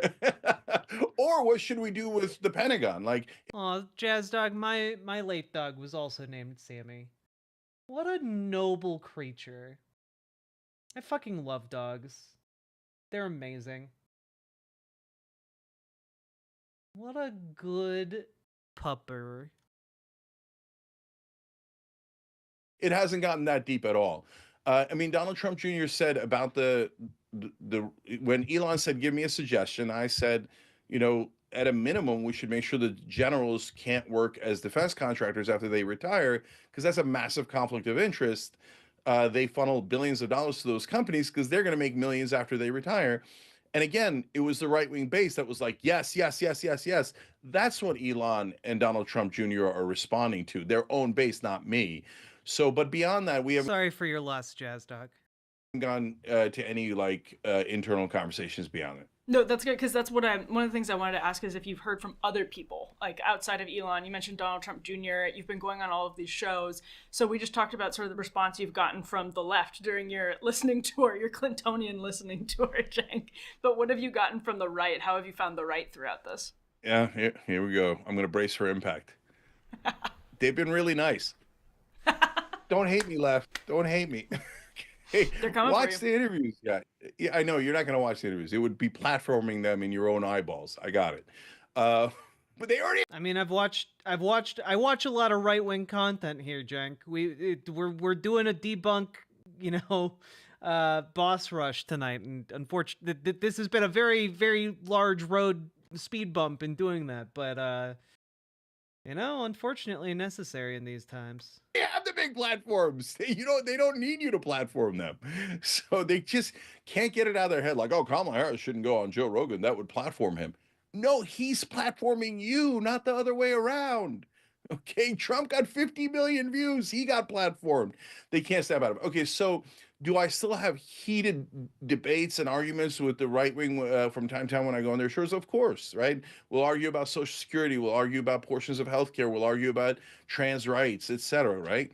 But when we agree, Wait, what are you disagreeing with them on trans rights about? You're in like perfect harmony with them. What are you talking about? they don't fight, and they're not, being jerks about it. You could claim it's a trap. You can claim I'm a sucker and I'm sorry. argue about trans rights, etc. Right? But when we agree, Don't worry, they Mr. don't fight, Uygur, I and they're won't be not. hating you. I will be popping champagne bottles when you die. Olympians, thank you for the $5 dono. That seems a bit extreme. I don't know that would warrant champagne. It's so weird how when you agree with them, they like you. It's so strange. Being jerks about it. You could claim it's a trap. You can claim I'm a sucker and naive, etc. And you could watch those and go, oh yeah, all right, and then take it in any direction you like. But they've been very nice. They've been cordial. They want to have the conversation. And so I'm going to say it. They've been open-minded. If you don't believe, They aren't open-minded, Cenk. They're just telling you what you want to hear. They're love bombing you. You're falling for the same goddamn tricks you've been criticizing for like the last 2 decades. believe me, that's okay. If you think it's a trick, that's okay. But I'm telling you what I actually saw with my own eyes and heard with my own ears. And this is my last question. Like, what do you think did that? Because there was a time when, you know, even as someone on the right, I could admit it was the right that was really pro censorship. There are still elements of the right that are pro censorship, but that you were very comfortable suppressing different viewpoints and would shut others out of conversation. So that may have been always a small amount of the right. You know, the American people are complicated and most people aren't, you know, hardened ideologues. But it is true the right is now very open to having a lot of these conversations. When we're talking about individuals at the ground level, yes, but the chasm that exists between individuals at the ground level and people whose entire career is predicated. I'm sorry, but he is traitorous ******** an egotistical sellout and he warrants such despisement. Sure, I understand being upset. I've been talking about this segment for a very long time. Champagne's expensive. Anyway, thank you for the $5 donut. I lost my train of thought. Oh, there's a chasm that exists between, you know, your average MAGA voter and your MAGA influencer. You know, MAGA influencers are not average voters. Most of them are paid by billionaires. You know, most of them are downstream somewhere by billionaires. Point in fact, the show that Cenk is on right now was created for Unheard, a website founded by a billionaire. So, like, I don't know. I'm just pointing out here that, like, equating right-wing, like, podcasts with, like, the actual positions of the working, you know, conservative is disingenuous, to say the least. Even shifting on policy. What do you think happened, Cenk? Like, when did that happen? Yeah, it's hard to pinpoint when that I will just get a happened, carbonation machine and white wine. There you go. In the old days, the Republicans were unbearable to a man, right? All establishment Republicans, all cancel culture 24/7. When they worked in cahoots with That's still what they do. What are you talking about? establishment Democrats, or when they were against Democrats on the left overall, right? Also, chat, just real quick. We have right now 250-ish people watching on YouTube and 97 likes. I think you guys can get up to 150 likes. I believe in you guys. Like the goddamn stream, you freeloaders. So I think that part of what happened with MAGA was that they got canceled so many times that they started absolutely despising the idea of canceling anything, including conversations. So it became part of their ethos and their culture to be more open to different ideas. And some of those ideas I don't agree with, but at least they're open. And I think that that is generally a good thing. And I get the concern on the left. Yeah, but they're open to things that aren't true, like, oh my God, vaccines cause autism, etc. I know, guys, but they're bringing back fucking polio, Cenk. What are you talking about? The establishment / left, and it's complicated because it's different portions of those groups.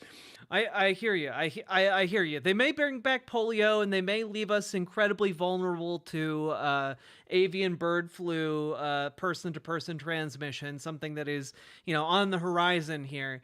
But, you know, we may be able to trick Elon Musk via a complicated Rube Goldbergian machine into tripping and accidentally passing some kind of budget cut for something that's not Social Security. Like, all right, bro, come on. If we have a strategically placed banana peel, we may be able to cause Donald Trump to slip and sign an executive order that, you know, ends student debt.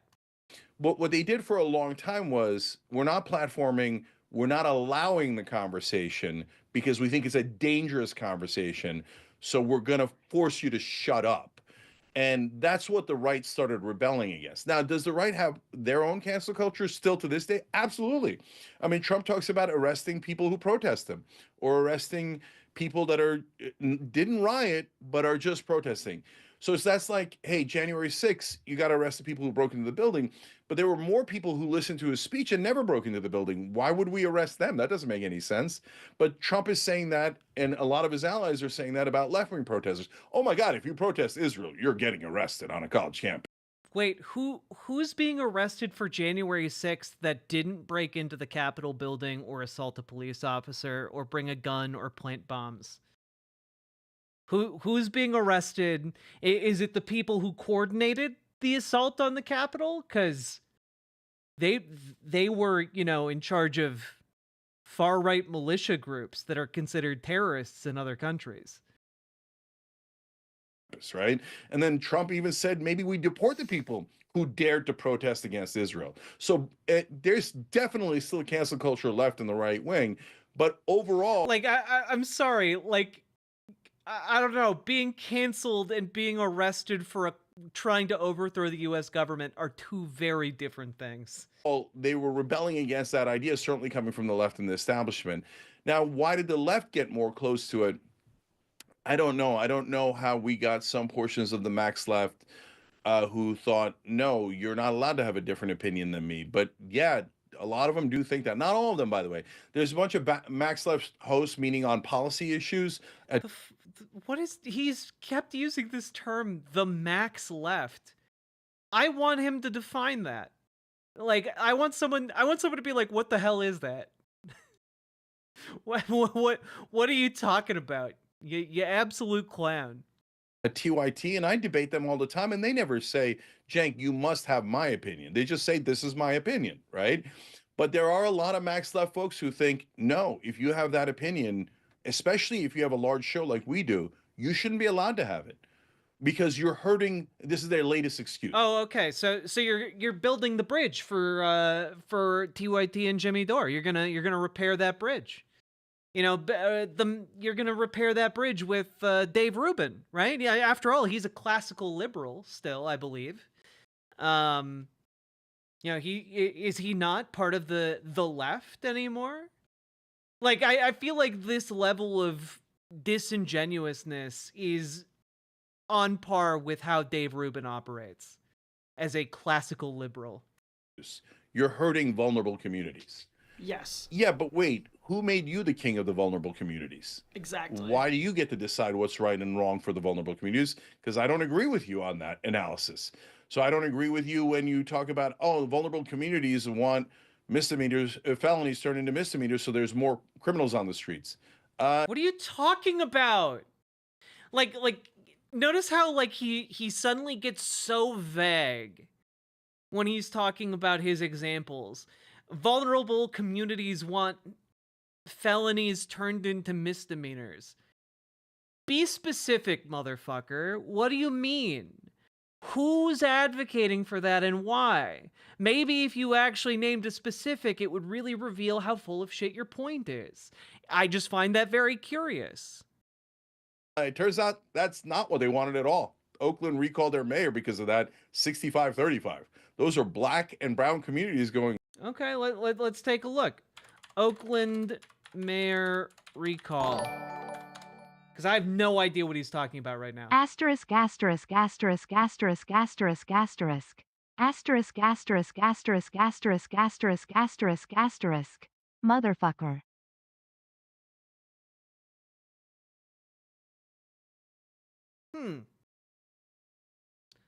Let's just take a look at this, because apparently there's an entire page of it for the city of Oakland. November 5th election included a ballot question to Oakland voters asking whether Mayor Sheng Thao should be recalled. This page provided by the city administrator's office to provide responses to common questions regarding the ballot question and next steps. The page was last updated November 14th, 2024. Has Mayor Thao been recalled? Local news outlets started reporting on Friday, November 8th, that the recall was successful, and Mayor Thao released a statement in which she said, "I am deeply proud of the progress we created, and I am committed to ensuring we stay on track by supporting a smooth transition. Please note, however, that the Alameda County Registrar of Voters is the agency responsible for counting the votes and certifying and publishing the final results of the November 5th, 2024 election as the ROV Asterisk, public debate." asterisk, asterisk, the censors. Yeah. Cool, though. Publishing the final results of the November 5th, 2024 election as the ROV's public update on November 20th. That counting is not yet complete. Okay. City expects to receive the ROV's certification of the election results by December 5th. Okay. If the recall of the mayor is approved by voters, when would she be expected to leave office? Okay. And you know what? Let's look at a little bit more.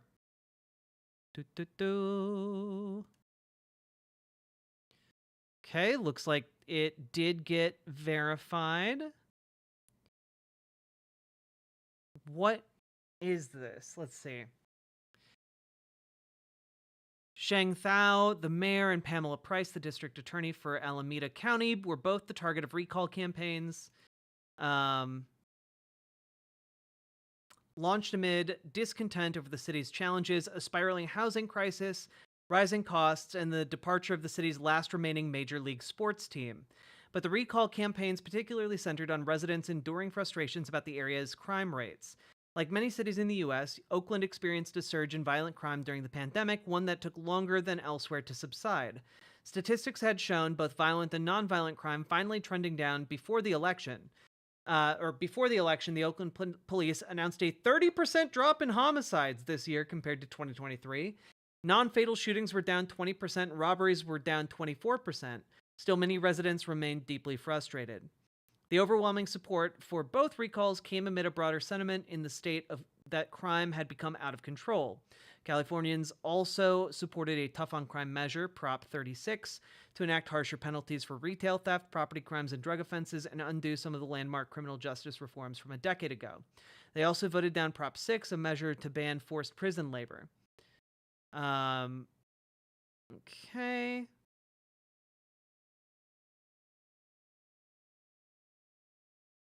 Oh, well, this is an interesting component in the reporting here. So they also voted down Prop 6, a measure to ban forced prison labor. Foundational Oakland Unites, a committee set up to fund signature gathering before the mayoral recall, sent residents a common sense voter guide that encouraged a yes on 36 and a no on 6. While the campaigns tapped into deep frustrations among residents, they were funded in large part by a handful of the region's wealthy elites. Or residents, sorry. Over the summer, the local news site, The Oakland Side, revealed that Philip Dreyfus, a hedge fund manager who lives in the wealthy enclave of Piedmont, had been the biggest funder to the effort to recall the mayor. Ron Conway, a billionaire tech investor, was another major funder. Now, just out of curiosity, Philip Dreyfus is... Ooh, exactly. Net worth. Estimated net worth of $14.6 million. Huh, that's interesting. Okay.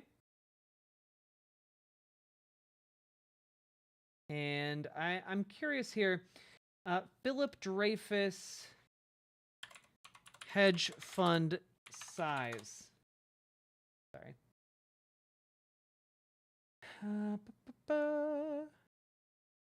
A hedge fund manager is funding bid to oust Oakland's mayor, and it's not his first recall.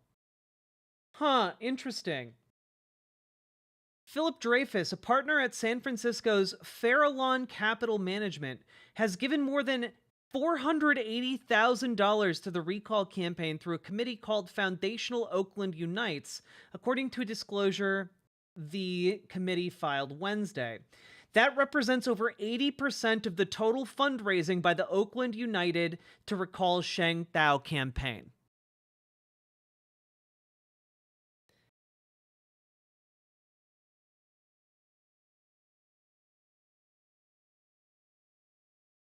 According to city planning documents from 2019, Dreyfus lives with his wife in a home in Piedmont, but this week's committee filing lists his address as Oakland. He's not responded to requests for comment. Interesting stuff. Let's see here.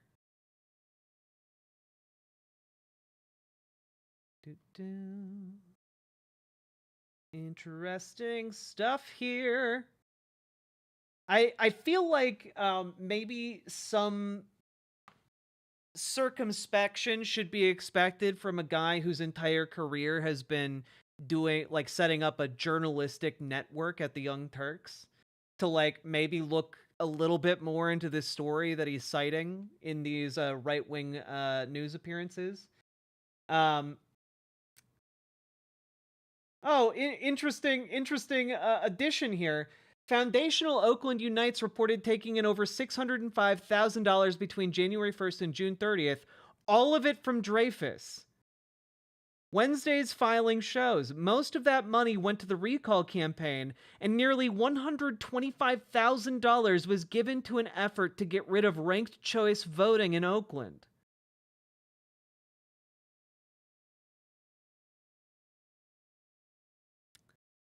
Interesting. The recall funding included $130,000 in direct contributions, about $337,500 in non-monetary contributions, and $13,000 in loans, according to the committee filing. The non-monetary contributions involved paying $335,000 to the Newport Beach company that gathered signatures to get the recall effort on November's ballot. The idea that this is fucking born... the idea that this was born out of the genuine frustration of Oakland residents is absurd. When you have a multi-millionaire dropping $500,000 to even raise the issue in the first place.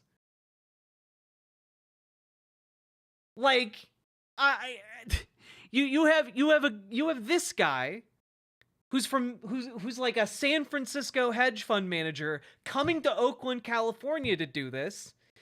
And you also have a billionaire coming into Oakland to do this.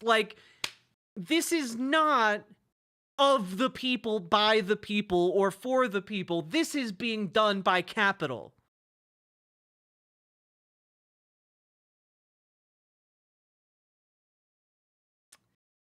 And I'm not gonna lie here, guys.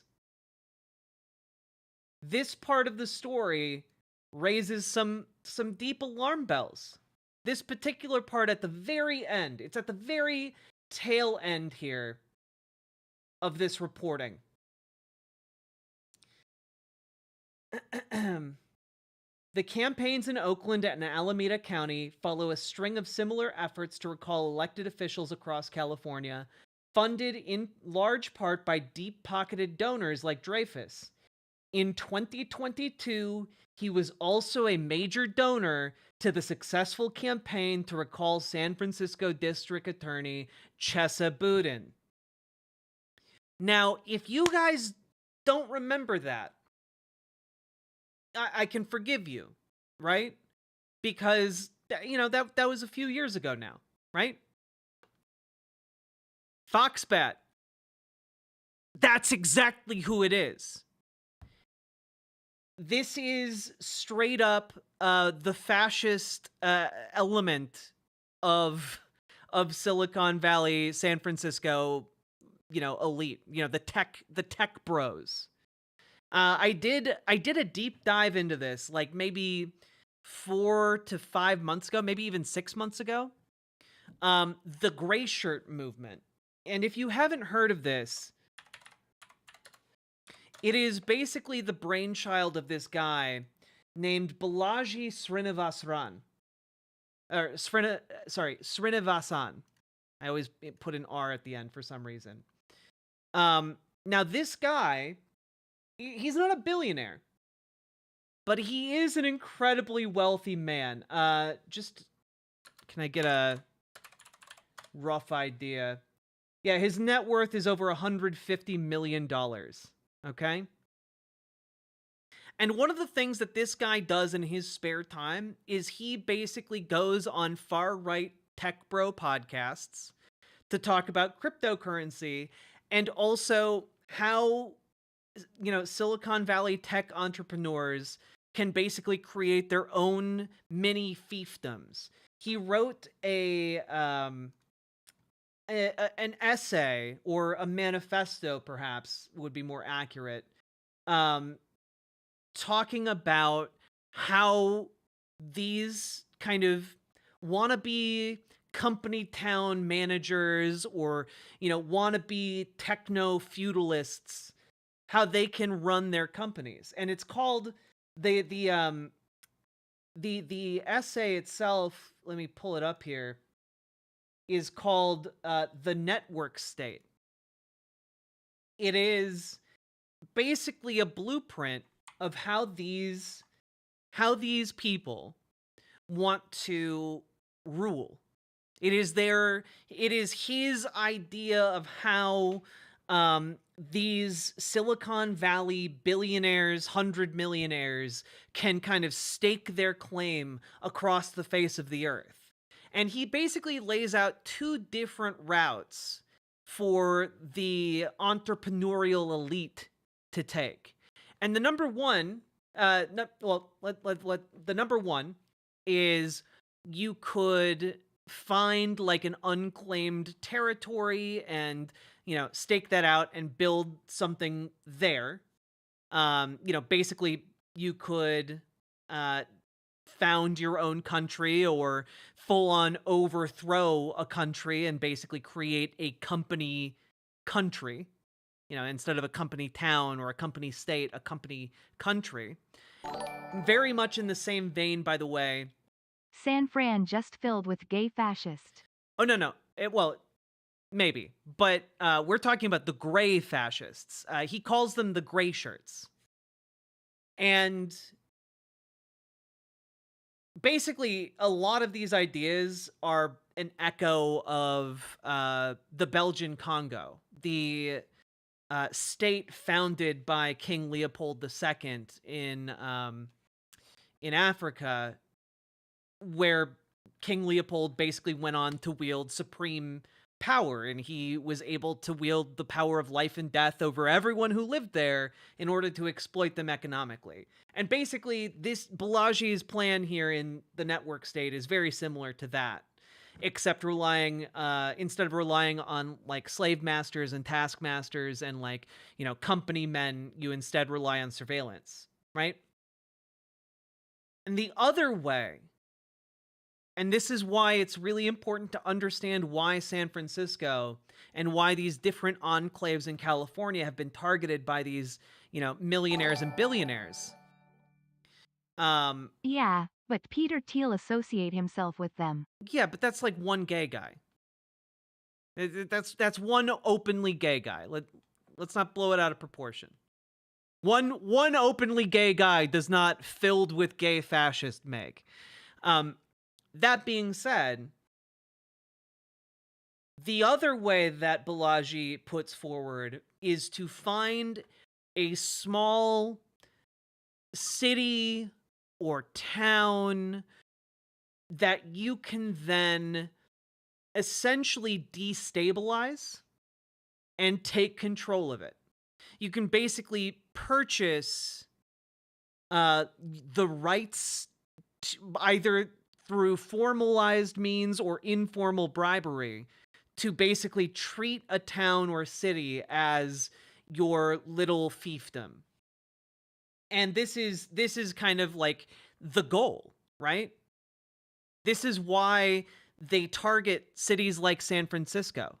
They want to own San Francisco. If you look at a lot of what the tech billionaires want to do in San Francisco, it's basically that they want to make it into like a kind of Disneyland for the rich and powerful, to basically do whatever free market capitalism they want while workers toil away and die underneath them.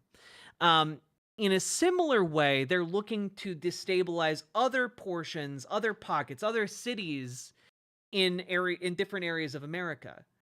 And so what's really interesting here about the story out of Oakland is that it is directly being like this recall is being directly copied and pasted from San Francisco by the same people. San Francisco to them was a proof of concept, and now they are expanding it in order to try and get their people in charge. So what I find fascinating about this is that this rabbit hole is very deep and quite interesting. And if you guys want to know more, I have the videos going over Balaji's ideas in more depth on my YouTube channel. But the interesting thing... They want San Tran to be the capital from the Hunger Games. I mean, kind of. I don't like the Hunger Games, so I'm not completely on board with that analogy, but kind of. I think it's not a direct one-to-one, but I'm not going to quibble about that. So I find it very interesting that Cenk just seems completely oblivious to this and just assumes it's like a popular movement and not one that was overwhelmingly funded by billionaires and 100 millionaires. You know, like, this is not the will of the people. And he runs a goddamn a journalistic outlet. I don't know what knuckleheads thought we were pro-crime, but that crime hits. Also, like, the very fact that I can, like, Google this and in 5 seconds find out that in the year that they got recalled, crime was down, like, violent crime was down by, like, 20 to 30%. And the main driver of this recall effort was billionaire money. Like, come on, man. Us. And we are not in favor of it at all. In fact, gone. 2/3 of Oakland going, we're not interested in that. Okay. So look, I know people hate it when I say it, but I was right. And black and brown communities don't want you to be the king of the left and have these max positions that they don't agree with. But on top of that, there's this hilarious thing about Cenk. Okay, I'll pay to ask. How do you think, or do you think, the Tech brothers taking over is related to the housing crisis in SF? Oh, it's directly related. Like, directly. Like, tech bros have ruined the housing market within San Francisco. Like, the reason San Francisco as a housing market is so bad is because of tech bros, is because of these tech billionaires going to this city, buying up the housing and gentrifying different areas to the stratosphere. You know, it's completely unaffordable for, like, basically anyone to live there who's not a member of their upper class society. You know, like, all the actual people who work and provide services there have to commute into San Francisco in order to actually, like, for the city to actually function. It's terrifying what they want to do up there. Yeah, there I don't remember the specifics, but there was, like, some kind of insane plan to, like, create, like, a walled off, like, skyscraper community. It just some wacky ideas being tossed around in San Francisco by these completely out of touch rich assholes, you know? If you look into it, it is very interesting and very messed up. I appreciate that you're allowing me to say whatever I want, but I am not allowing you to say what you want. But shut the fuck up. Yeah, but, like, the issue is, it's fine to say what you want, but you should be right when you say it. You should be correct. Like, if a show is just two people saying whatever they want with no regard for what is true or what is real, then like you may as well watch two AI chatbots like just bounce off of each other. Like, we're looking for an actual human conversation that is constructive, and that involves like holding one another to some measure of reality. Yeah, good. Yeah, but good luck with that, man. Look, the establishment's been trying to shut me up for the whole 25 years I've been around. The right wing's trying to shut me up. Now some portions of the Max left are trying to shut me up. I don't know. I don't want to shut Cenk up. I just want him to be right. I just want him to be correct. I want him to have better political positions. That's all I want from everyone who is wrong. You know, I want them to be better, or I want them to present me with a compelling case for why I should change my mind. But instead, he's just like, "Oh, why are you complaining? It's like, well, maybe you should be right and or get better arguments." When you guys are going to get the memo. It ain't going to work, okay? And this whole idea that, no, we have to be authoritarian and our idea is the correct idea. No one else is What is Max left? It's a term he like made up like 2 weeks ago. allowed to disagree. Even 2% disagreement means banishment, heresy. You're MAGA now. You're this and that. Yeah, that's a terrible idea. Terrible. And I will fight against that with all my vigor. And so, you know, I wish they wouldn't go in that direction. But some do. Remember, not even all the Max left think that at all. Nobody's getting canceled at TY. I feel like I feel like his brain has been totally poisoned by something or someone. Like it's honestly sad to see at this point. I feel like I've said about as much about Cenk as I need to at this point. So I'm glad this segment is almost over. IT. That's just not going to happen. Well, that's great news. Cenk, thank you so much for being here. I really appreciate it. Oh, no problem, Emily. I appreciate the conversation. And look, come watch the Young Turks 6 to 8 p.m. Eastern. I love that he brought up one specific about like the left going too far, and I spent exactly like 2 minutes looking into it, and it turned out to be like a billionaire op. Like you really can't make this stuff up. Every day, find out for yourself. Don't let people take 12-second clips and trick you into thinking that we're whatever they're pretending we are. Okay, come watch 6 p.m. Eastern every day, Monday through Friday. And my public service announcement. We're for open hearts and open minds. Please, guys, keep an open mind. Hear people out, then make your conclusion. Open hearts, open minds. Cenk, that's great. Thank you. Thank you, Emily. Really. Cenk, that's so great. That's so great. He's going to walk away from this conversation being like, that was really productive. We did it. It like, oh man, she was really nice, but when she agreed with me the entire time, like, come on, man. Appreciate it.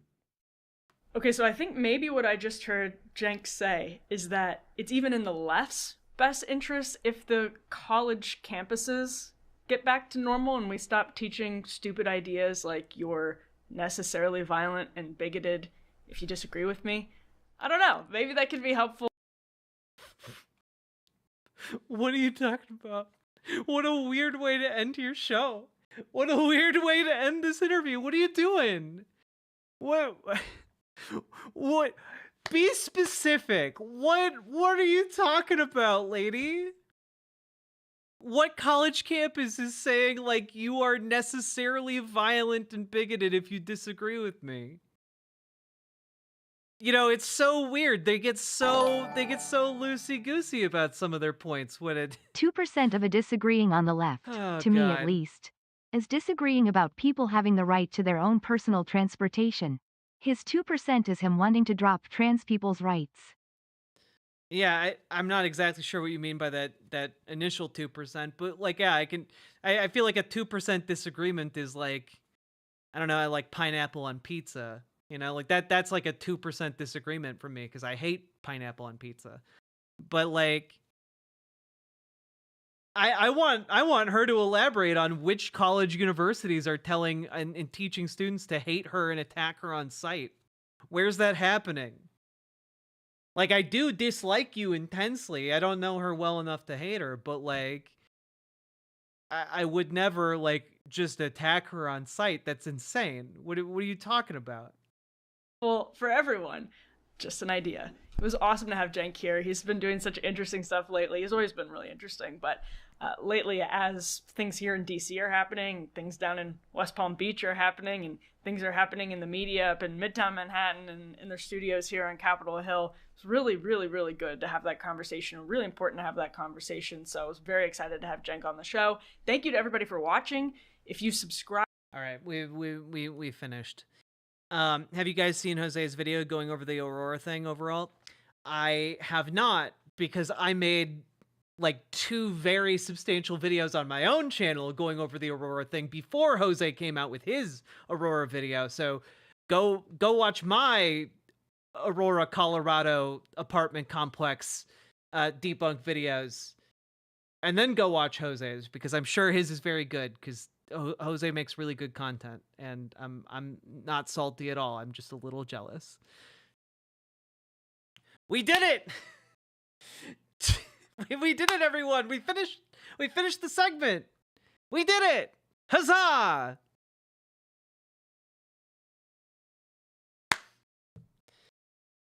That was rough. That was real rough. Thanks for sticking through that with me, though. I do sincerely appreciate it. Also, folks, we've been going for 2.5 hours.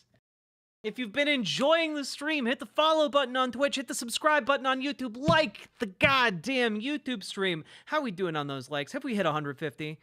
Have we done it? We're at 120. We're 30 short. We're 30 subs short. Not subs, 30 likes short. I would follow you barefoot into hell. Good job. Forget Blaze TV, right and center have Glaze TV. Oh, fuck, that's good media breakdown. It's true. It's true. Now, folks, we are, of course, going to follow this up. I have to pee so badly, though, so I'm going to go do that. I'll be back by the time this song is over. And I'm going to do a little bit of an outfit change, because this bra, though it looks incredible, just going to give you one last look at it before I go, is new, and so it's still being broken in, and it's getting a little uncomfy. So I'm going to change into a sweatshirt that I'm very excited that I just got today. So by the time I get back, I'll look different, but consider supporting stream while I'm gone. BRB.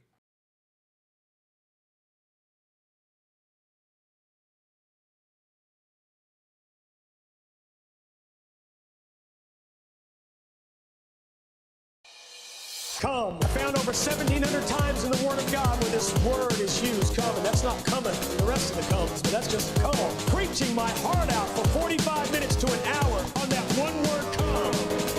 And it was one of our Lord's favorite words. Come unto me, come and drink, come and dine. Jesus said, come, come. And it goes on and on and on and on and on and on and on and on and on.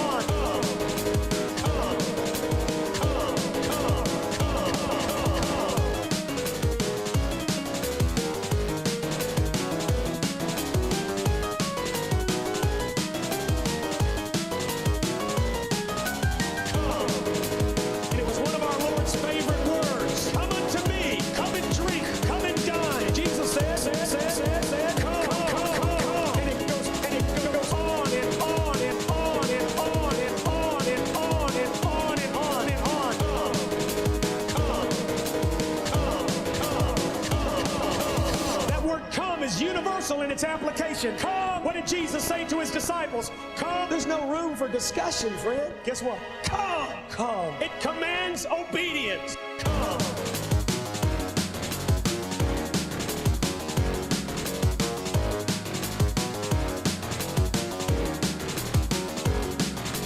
How many of you had the Holy Ghost come in you? He was crucified for you. He died for you. He did everything for you. It's time for you to... Oh!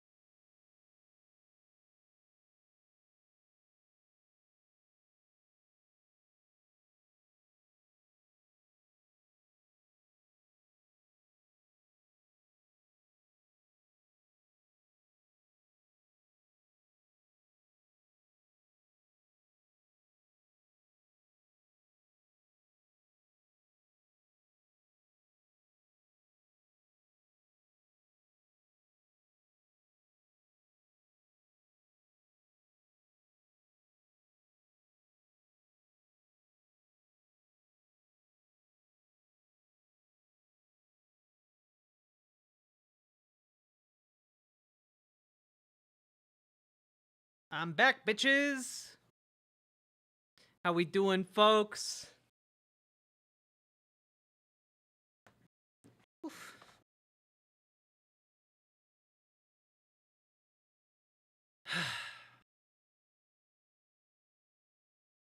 How we doing? How we doing? You look comfy? I am comfy.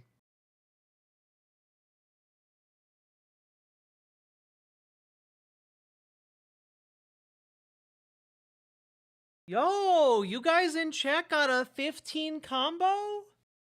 Look at you guys go. I get sweaty palms from the cum song.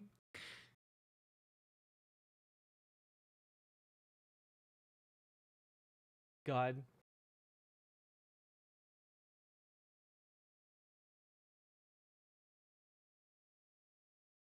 Fun fact, this song is in the Bible. People prayed at the Garden of Kunsumain.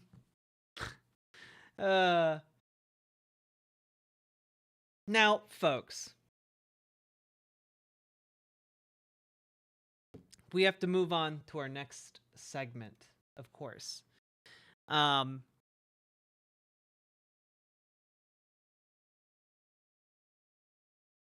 We all good to go? Huh? We got folks in?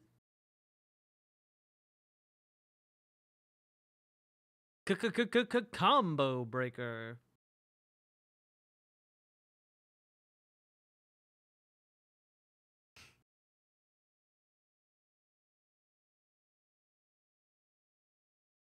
Sleepy girl, it's late. All right, let's go. In recent Now, you guys ready for you guys ready to see something? You guys ready to have a little bit of that past segment pay off with a sequel?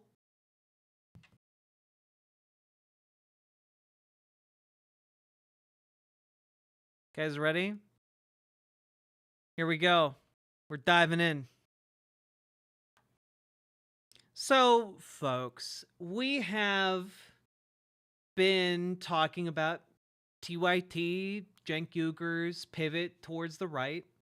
And, you know, his main point seems to be that he believes that there is this strain of right-wing populism among right-wing podcasters and political figures that it's possible for left-wing populists to tap into if they're willing to, you know, throw aside some of the culture war issues.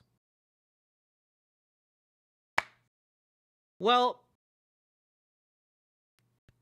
we are at best skeptical of that. I would even say I flat out reject his premise.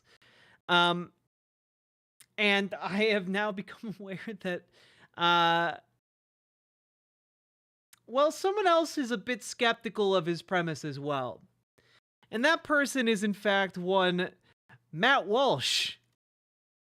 So let's dive in. Let's see what's Matt Walsh's take on this here.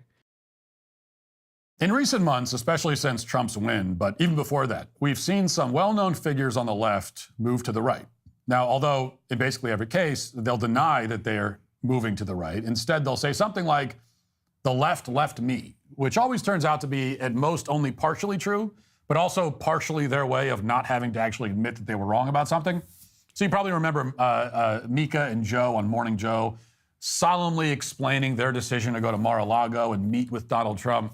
They said that they agreed to restart communications with Trump and find common ground in order to heal our national divides and put an end to political warfare. Watch. What we did agree on was to restart communications. My father often spoke with world leaders with whom he and the United States profoundly disagreed. That's a task shared by reporters and commentators alike. We had not spoken to President Trump since March of 2020, other than a personal call Joe made to Trump on the morning after the attempt on his life in Butler, Pennsylvania. In this meeting, President Trump was tearful. He was upbeat. He seemed interested in finding common ground with Democrats on some of the most divisive issues. And for those asking why we would go speak to the president-elect during such fraught times, especially between us, I guess I would ask back, why wouldn't we? 5 years of because he's a fascist. That's why. Political warfare has deeply divided Washington and the country. We have been as clear as we know how in expressing our deep concerns about President Trump's actions and words in the coarsening of public debate. But for nearly 80 million Americans, election denialism, public trials, and January 6th were not as important as... Okay, I have to be completely honest with you. I do not care about Mika Brzezinski or Morning Joe going and meeting with Donald Trump. Like, I think it's a pretty shit move, but I don't need to see them try and justify why they did it, because it's pretty obvious that they did it for clout and to ensure their positions going forward. Like, that's why they did it. Ian Grant at Appomattox or something. In reality, it doesn't actually matter whether Morning Joe gets along with Trump or not. They have zero impact on the country either way. But in any case, before, that was still them sort of moderating a bit. And before Morning Joe's big kumbaya moment, there were other examples of this sort of thing. Anna Kasparian of the Young Turks had been making the rounds for months, criticizing the left for its excesses. Of course, somebody like Bill Maher has been doing the same thing for much longer. And there are several other examples of this kind of thing. And these are all different people and different cases that shouldn't necessarily all be thrown into the same basket. But I do have some concerns about this now familiar routine of leftists seeing the light, or sort of seeing it, and then being immediately embraced by many on the right, even celebrated and amplified as voices of reason. And like when Matt Walsh is calling you on your bullshit, like,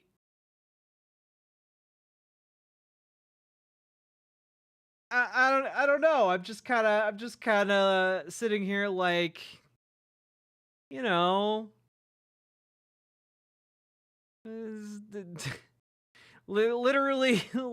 just, just over here popping up a little bit. I think the best way to explain my concerns is to point to like he's coming at it from the complete opposite line of reasoning, but he's not wrong that they're full of shit. Another one of these newly minted voices of reason. This one also comes to us courtesy of the Young Turks. In fact, it is the creator of the show, Cenk Uygur. Now, Cenk has been a passionate, some would say vicious, unhinged, hysterical critic of Trump and MAGA and conservatives generally for many, many years. And yet, 2 weeks ago, he tweeted that he is now somehow feeling optimistic after the guy he despised and the movement he has opposed with his whole heart and soul just won. He wrote, quote, "I've been trying to figure out why I'm more optimistic now than I was before the election, even though I was so against the guy who won. I know now. MAGA is not my mortal enemy, and neither is the extreme left. My mortal enemy is the establishment, and they have been defeated." Now, despite being a far-left commentator who has demonized conservatives for literally decades, he now says that MAGA is not his enemy. The establishment is his enemy. In other tweets and comments, he's called for unity between the two sides. He's criticized the extreme left, or as he now apparently calls them, the max left, and has assured us that if the folks on both sides can unite against the villainous establishment, we will be invincible. Last week, he appeared on the PBD podcast to explain this new approach, which he won't really admit is a new approach, but even so, here you go. Here's what my left-wing friends don't understand. They think you guys are all MAGA, and MAGA means it's a cult, and you're never going to disagree with Trump. You're never going to disagree with each other, and that you are like their father's Republicans. But you're not their father's Republicans.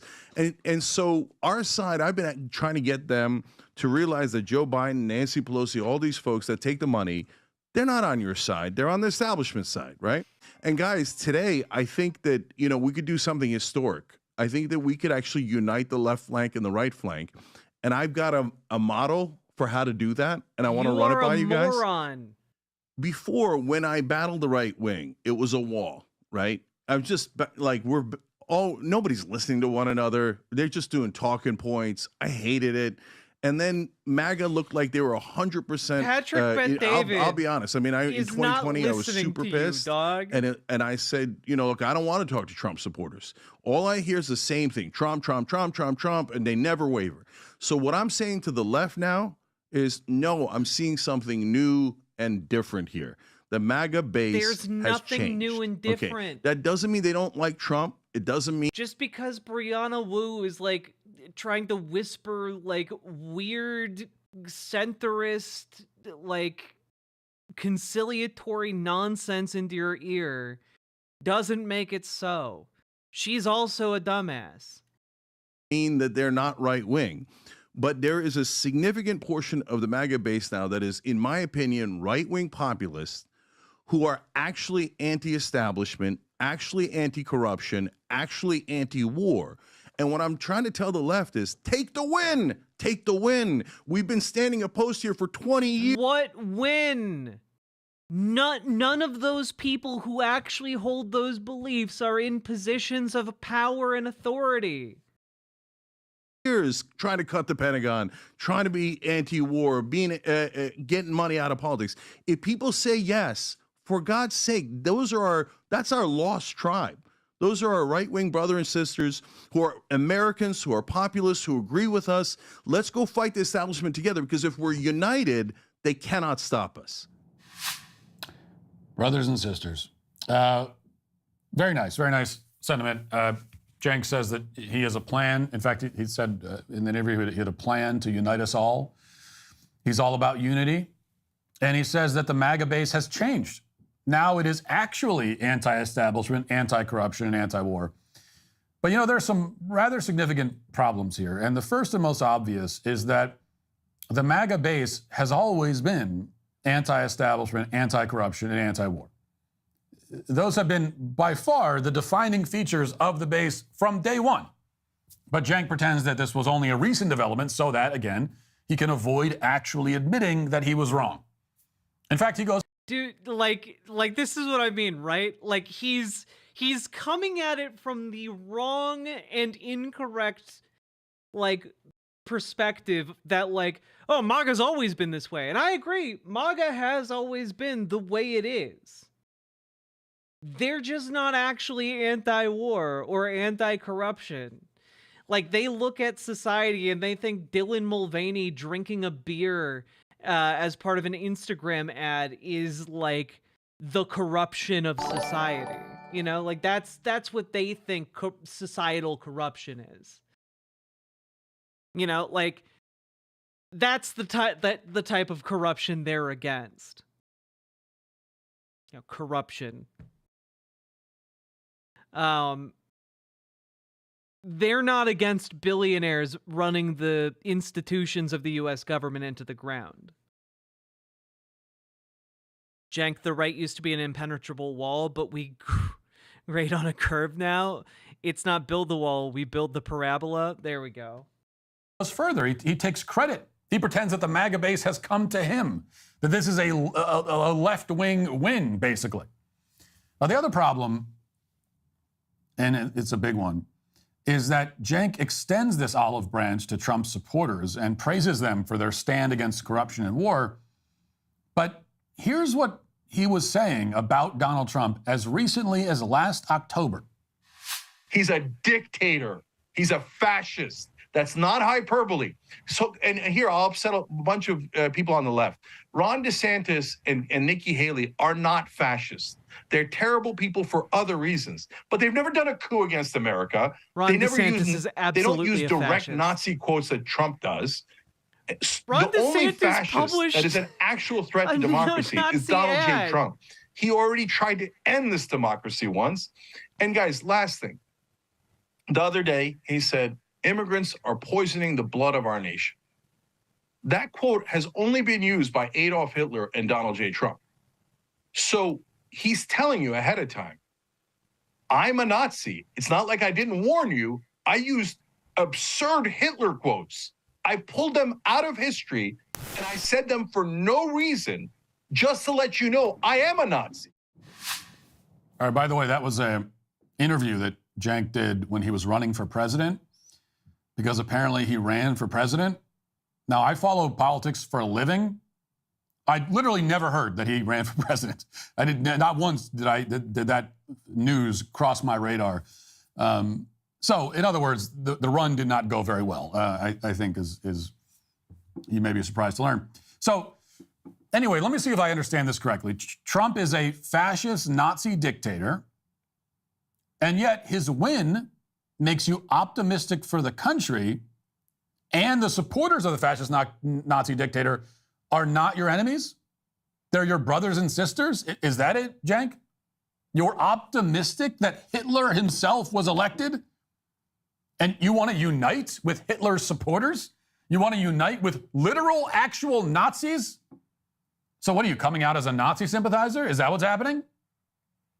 Now, you might say that I'm not being very charitable. Now, after all, that was a year ago.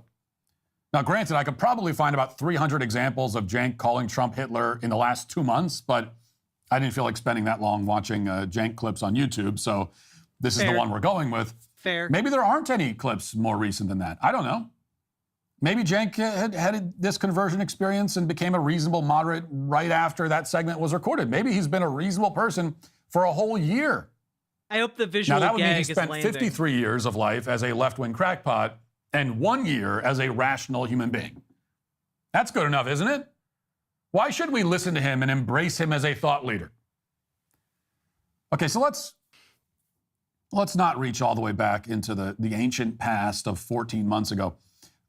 What if we went back 3 days or 1 day before that interview with PBD that we saw earlier, at the beginning? 3 days ago, Cenk was on his show condemning me for the speech that I gave at the Do No Harm rally outside the Supreme Court on Wednesday. Now, in this speech, I condemn the abuse of children and the ideology that promotes it. I say that this ideology must be entirely defeated. I use the word erase in direct reference to the ideology, not to the people. But Hey, just a quick question, Matt. How are you going to erase the ideology without erasing the people? Because I have a feeling you would be uncomfortable were the ideology to be erased from, like, the internet and books and medical science and every reputable, institution. I think you would still be deeply uncomfortable with the existence of trans people out in the world. And I feel like the exact next step is the eradication of trans people in order to achieve what you are proposing. So I'm not exactly sure how you eradicate the ideology without eradicating the people, unless you just don't think trans people exist and are merely misguided and want to, I don't know, like torture trans people into being not trans anymore. That probably lines up exactly with what he wants to do. Let's be real. But to the ideology. And I say that about the ideology because it is an ideology that rejects basic reality and promotes and carries out the horrific medical abuse of children. Cenk didn't much like what I said, and it didn't make him feel very unified, apparently. I don't think I'm one of these brothers and sisters of his, it turns out. Watch. So in this case, the ACLU lawyer you're talking about, I love that the brother set history there and is the first trans person to argue in front of the Supreme Court. That's a great day in America. Just another stepstone in equality, right? Now, at the same time, he was on TV the other day saying 2-year-olds know if they're trans. And I'm like, that's nuts, totally nuts. 2-year-olds don't know anything. 2-year-olds often don't know their names. How do they know if they're trans and ready for hormone surgery? Are you?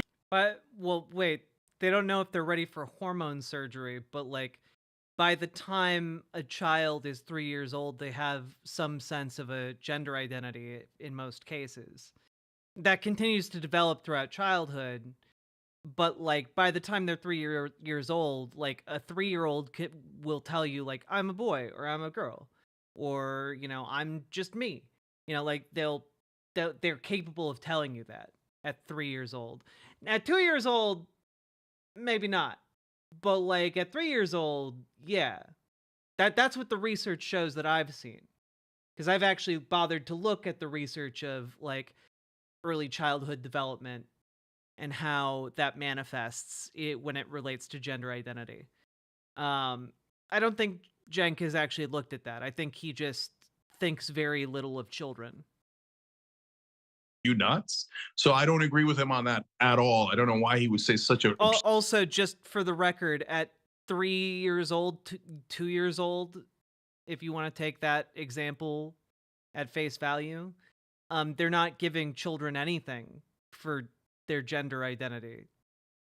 Like all that really is recommended at that point is like, okay, you say you're a boy, all right, he him pronouns, sure.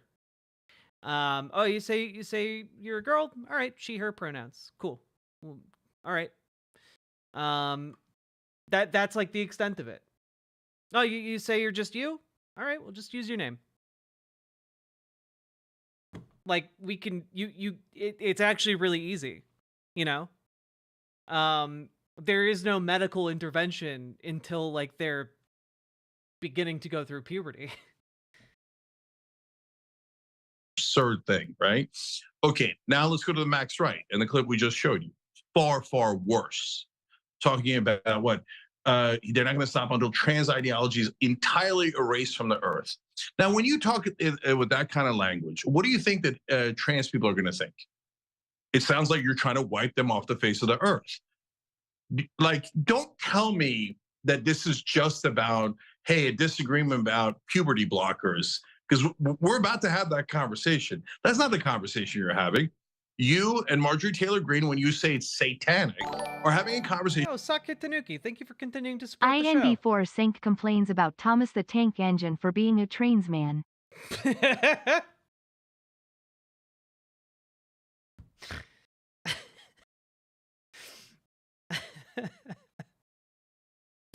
Ladies and gentlemen, we got him. That was a good one, Sake Tanuki. That was a good. You got me. You got me good. You got me good. About how we should all hate trans people, and we should wipe them out. And so if you say, "Oh no, it has plausible deniability because he didn't say trans people, he said ideology." Okay, shoe on the other foot. Let's try. Oh yeah, the left is not going to stop until Christian ideology is entirely erased from the earth. Does that sound good? You like that one? Until white ideology is wiped from the earth. Does that sound good? No, it doesn't sound good. It sounds terrible. Why does it sound terrible? Because you're obviously attacking that group, okay? And you're hiding behind one word, pretending that you don't mean to, but it's not. You're not even hiding anymore. Like Marjorie Taylor Greene is saying trans people are satanic. So, how is that not deeply, deeply hateful? So right wing, if you want us to have a reasonable conversation. You know, really bold of Matt Walsh to just play this full clip on his show. Bold choice.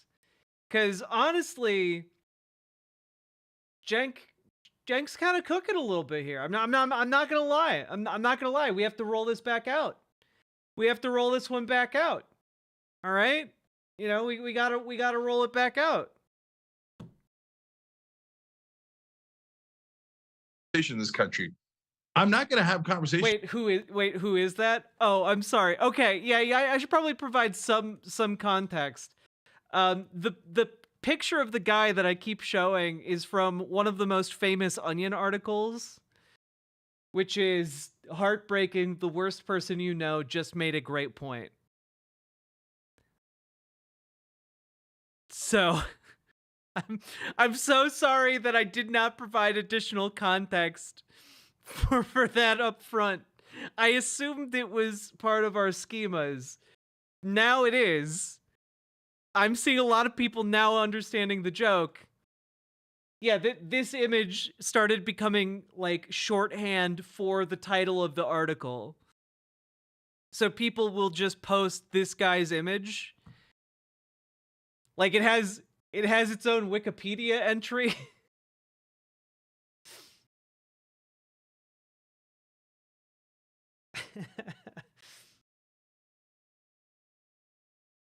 politicians of the max right who are lunatics on this.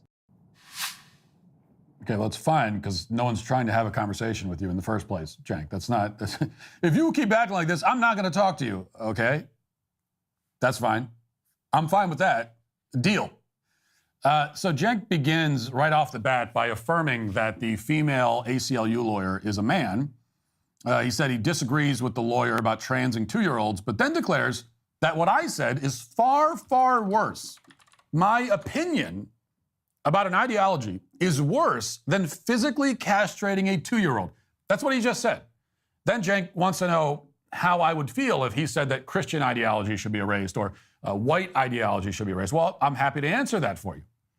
So if you said that white ideology should be erased, I would be opposed to that idea, and because I would have to assume that you meant that you wanted to erase white people. I know you're going to say, oh, see, there, I got you. No, but that's because, Cenk, white ideology isn't a thing. Wait, it very much is a thing. Like, the idea of whiteness is a modern invention. As an ideological position and a concept and even category. Now, also, just real quick, I want to point out that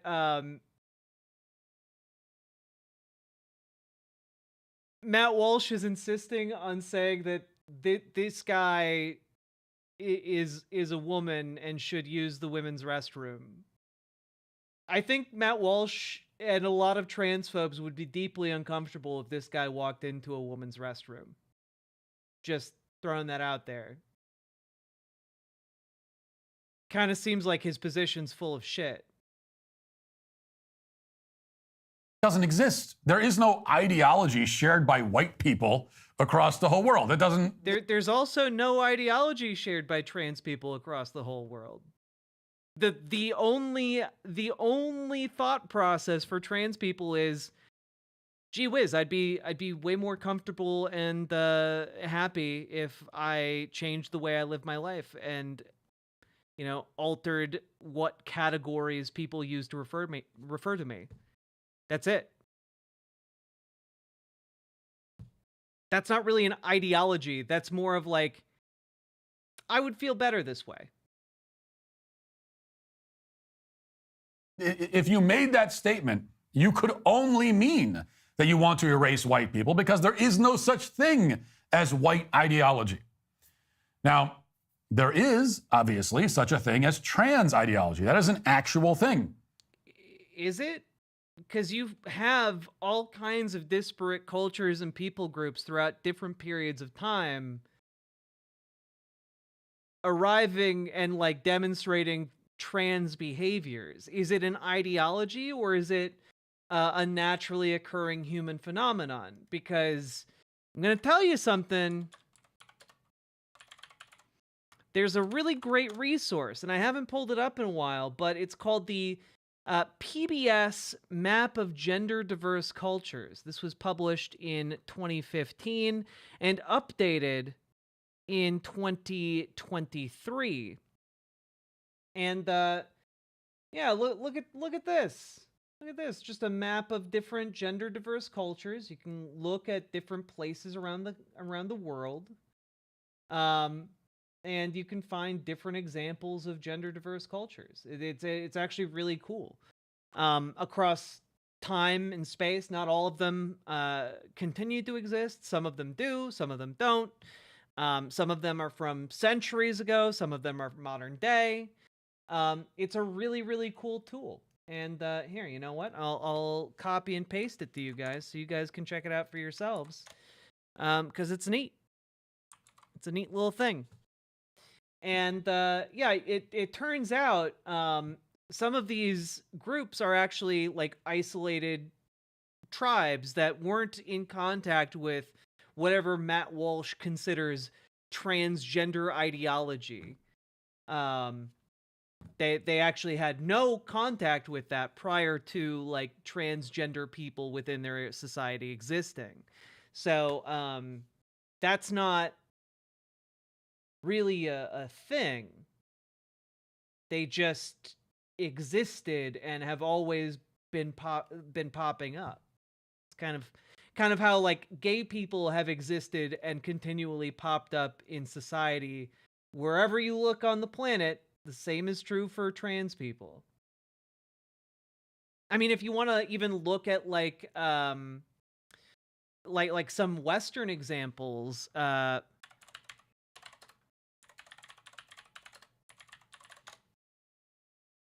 you can look at there was a French soldier who also served as a diplomat and a spy, and well, he was named Chevalier d'Eon, and he lived 1728 to 1810. Pretty cool stuff. Might have been non-binary too. Interesting stuff. If you want an example of like how this kind of went over in France, here's actually a relatively contemporary image card made, and it reads Mademoiselle de Beaumont or the Chevalier d'Eon. Cool stuff. Oh, but Lady Raincloud, Christine Jorgensen, though very cool, Matt Walsh would absolutely consider her to be part of like one of the initial beginners of the transgender ideology, you know.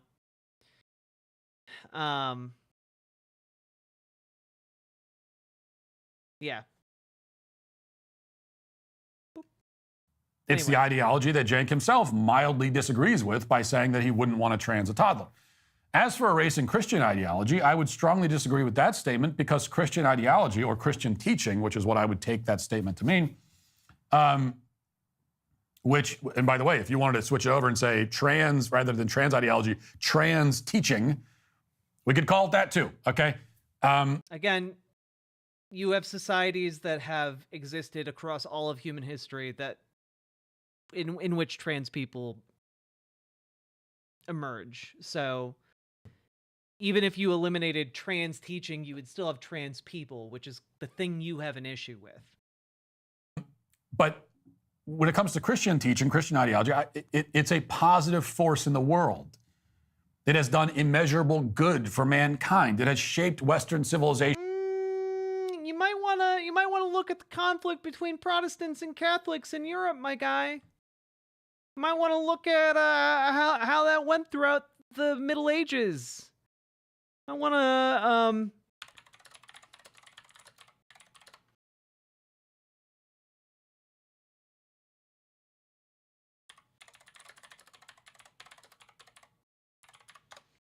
just out of curiosity here.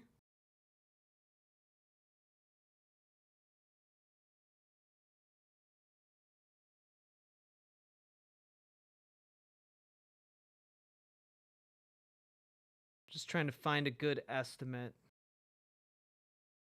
I remember learning one when I studied this time period, but I wanted to see if there are better updates.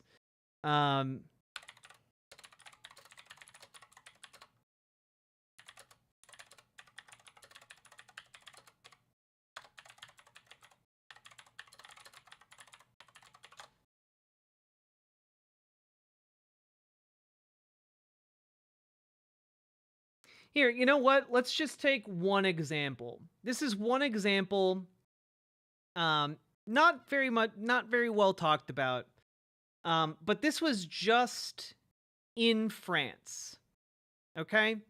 This was just in France from the period of 1562 to 1598, okay? And this is a time period known as the French Wars of Religion. And it was a time period where basically Protestants and Catholics fought a series of very intense civil wars. And the French Protestants, you may have heard this term before, were called the Huguenots. This wound up killing 2 and 4 million people from violence, famine, or disease directly caused by the conflict. And that was over a period of 36 years and 4 weeks. That's one country in Europe. Wars like that were happening all over Europe, especially in places like what the region later that would be later become Germany. Like, even if you just look at Europe, religious wars within just Christianity have killed untold millions of people. And that's just within Christianity in Europe. And also, if you just look at like the Middle Ages. For the better. So not all ideologies are created equal.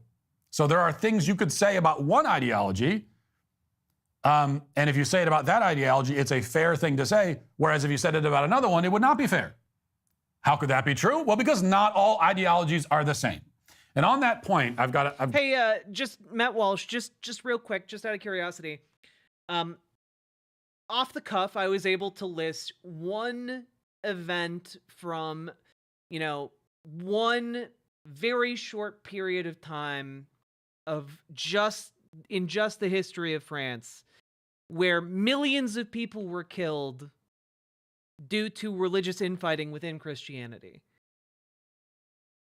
How many millions of people have died due to infighting within transgender ideology? How many wars have broken out because of trans people? How many I'm kind of scratching my head here because I can't seem to recall trans people starting wars that have killed millions on a regular basis throughout, the period of time that humanity has existed, across all of which trans people have existed. So, like, I don't know, like, I haven't heard any stories about Christine Jorgensen, for example, like, going on a mass murder spree. That somehow didn't make it into my textbooks. Maybe it made it into his. So, kind of seems like maybe the argument you're making here is actually not as solid as you would lead others to believe. You forgot the trans wars between the Autobots and the Decepticons? Damn it, I knew it! I forgot! Trans people killed Orson Welles! Damn it, I forgot about that! One of our most high-profile conflicts. Got a question for you, Cenk. What if I said that white supremacist ideology should be erased? Would you object to that? Would you accuse me of calling for a genocide against white people? Wait, but transgender people aren't saying that they are superior to cis people. So your argument's kind of falling apart here. No, you wouldn't. In fact, you would wholeheartedly agree. And that's because you understand the distinction between people and ideologies. You understand that, obviously. Yeah, but the issue is transgender people, like, being trans is an identity, as opposed to, and like, whiteness is an identity. Blackness is an identity in our current, societal constructions, right? So, like, when you say you want to erase the ideology that undergirds someone's identity, that kind of implies you're going to erase that person, right? Like, if someone walked up to me and said, I'm going to erase your trans ideology, like, what does that mean for me? Like, what does that mean they're going to do? Like, if Matt Walsh walked up to me and said, I'm going to erase your transgender ideology, what does that mean? How is he going to erase it for me? Short of, killing me or exiling me, I guess. You know, maybe continuing with the French, maybe we'll be exiled to an island somewhere. Your fundamental goal when you oppose an ideology. Yeah, no, Lady Raincloud, it really does boil down to violence, conversion therapy, or murder. You know, it's really it. Is for it to eventually no longer exist. If you think an ideology is evil, if you think it does nothing but harm, if you think it hurts people, then you want it to be gone, to no longer exist, to be erased. Not by killing the people who profess the ideology, which would be not only wrong, but also, as history shows, a very ineffective way of actually erasing an ideology anyway. Instead, you want to rid the world of it by exposing it and defeating it and discrediting the ideas that it espouses. This is a distinction that I know you're smart enough to understand, but you pretend you don't in this case because you actually agree with trans ideology. That's the problem. You don't have a problem with the way I oppose it, but rather with the fact that I do, which I know because you start by fundamentally agreeing with the ideology when you affirm the manhood of somebody who is 100% female.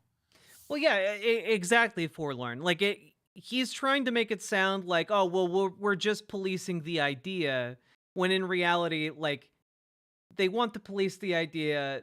They want to police your clothing choices. They want to police your identity. They want to police your existence. It's exactly that. Now, Cenk says that I'm a lunatic on the trans issue, even though I have been right about the issue for 10 years. He hasn't. He's still incorrect about, like, every aspect of it. While he's just now coming around to mild... You know, like, it's pretty incredible where he's like, I've been right about it for 10 years. Just don't look at every major medical institution in the United States. Just don't look up what any reputable, like, medical institution has to say about trans people. Just don't look up what every reputable psychologist has to say about trans people. You know, there's a reason why they have to have people outside of the medical field come in to write their, you know, scary books about the failure of trans treatments. There's a reason they have to rely on studies made by disgraced academics that have been consistently retracted from academic journals for their inept science. Criticizing some of the excesses of this, what he perceives to be excesses of this ideology. But even if his criticisms are weak and tentative and toothless, which they are, he is still inching ever so slightly in my direction. I have not come his direction even 1 centimeter.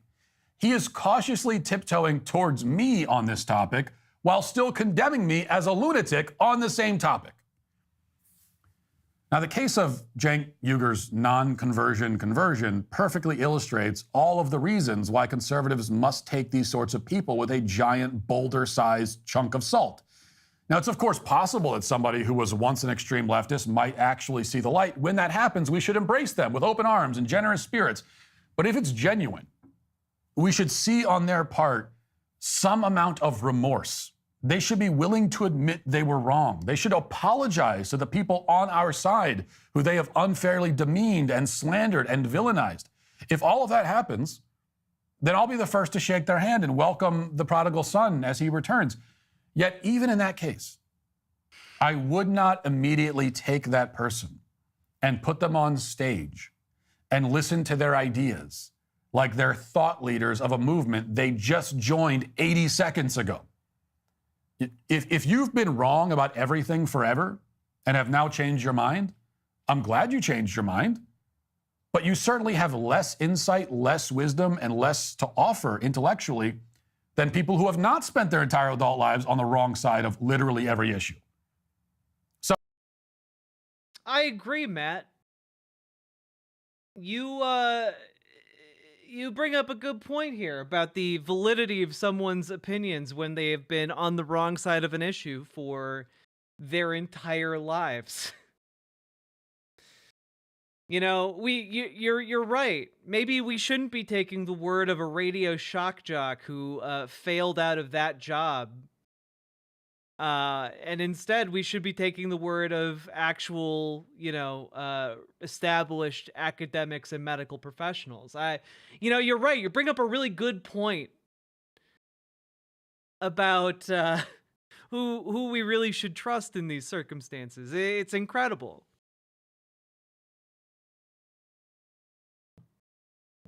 So you, as the person crossing over, should recognize that and have humility and be willing to take a back seat.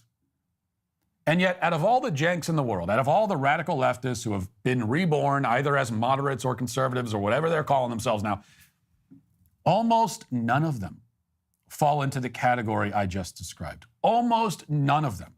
It is, by the way, very rich for Matt Walsh to do a 20-minute long segment setting himself up as the ultimate defender of children when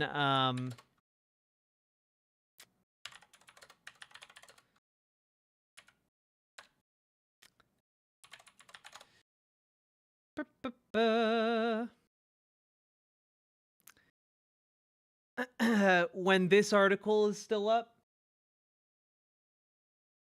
It's pretty rich of him to try and play the I'm very enlightened and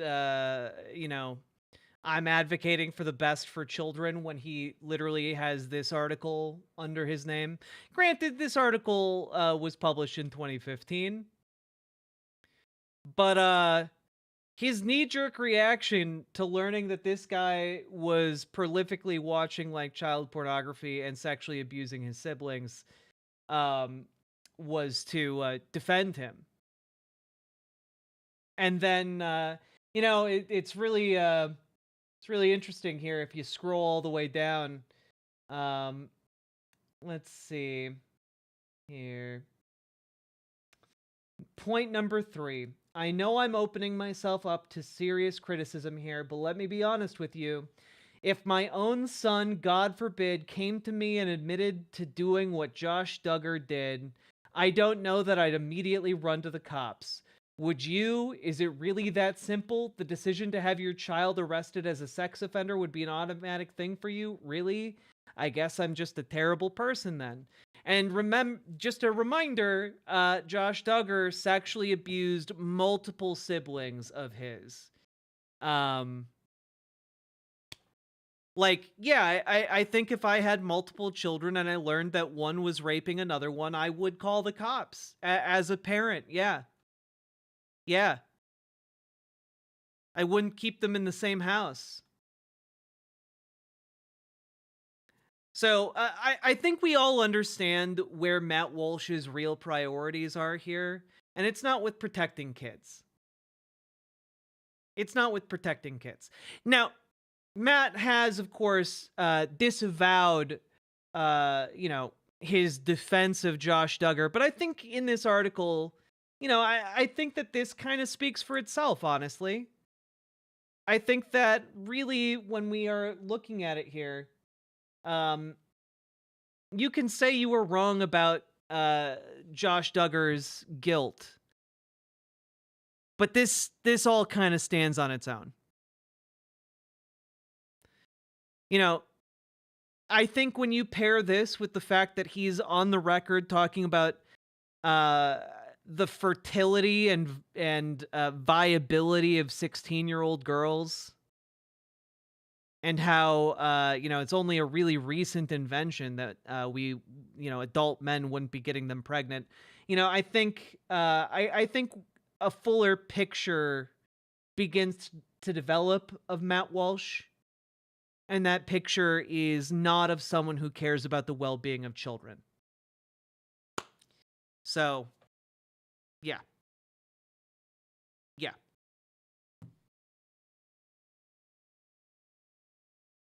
Just throwing that out there. We have 3 minutes of this left. Let's finish it. Have ever shown any remorse or any humility. Almost none of them have apologized to any of the people who they love. By the way, I would love for someone on one of the numerous shows Matt Walsh goes on to, or the guests he has on, I would love for someone to ask him about that quote. I've never heard anyone challenge Matt Walsh on what he wrote in that Blaze article. And I want to hear him answer that. I want to hear him answer for it, frankly. Lied about and defamed and whose reputations they tried to destroy. Almost none of them have even been willing to admit that they were wrong. Instead, they claim that they've remained consistent while the left abandoned them. And this is, as I said, at the absolute most, only partially true. There is always at least another part, the part where, in fact, they have drastically changed their tune on a number of serious issues, but they won't admit it. At the very least, these are people who ignored and probably scoffed at and demeaned the conservatives who told them that the left was on a slippery slope into madness. They didn't listen. So at the very least, they were wrong about that. But they won't admit that either. And yet they show up and they have all their ideas, and we're supposed to listen to them. And they even have the gumption to turn around to conservative. I mean, sir, if I can step in just real quick, because I see like what's happening in chat. Sir Godi, I think like when you're saying platforming, you seem to be implying that I'm like spreading Matt Walsh's bile. But like he's 313 times bigger than my channel is. I'm just doing what I can to push back on it. And yeah, to whatever degree I'm platforming him, I let me put it this way. I think I am benefiting, and I think that my community benefits from that pushback more than it is harmed by, seeing Matt Walsh, a man who has, again, an audience 313 times larger than mine. So, but I've stated multiple times that is not what I'm saying. I think maybe choose a different word than platforming, because I think that's tripping a lot of people up, because typically that's what they mean. Who have been in this movement forever and try to lecture them. And so I'll tell you how to really argue on these issues. I don't think, but for the record, I don't think that you are acting in bad faith. I agree that there's some kind of miscommunication happening. I don't know where it is. But no hate to you from my end. What the hell do you know? You've been wrong about everything. You just started being sort of right about a few things 10 seconds ago. Maybe have some humility and shut up and listen for a few. You haven't listened at all your entire life. Maybe you should be listening now.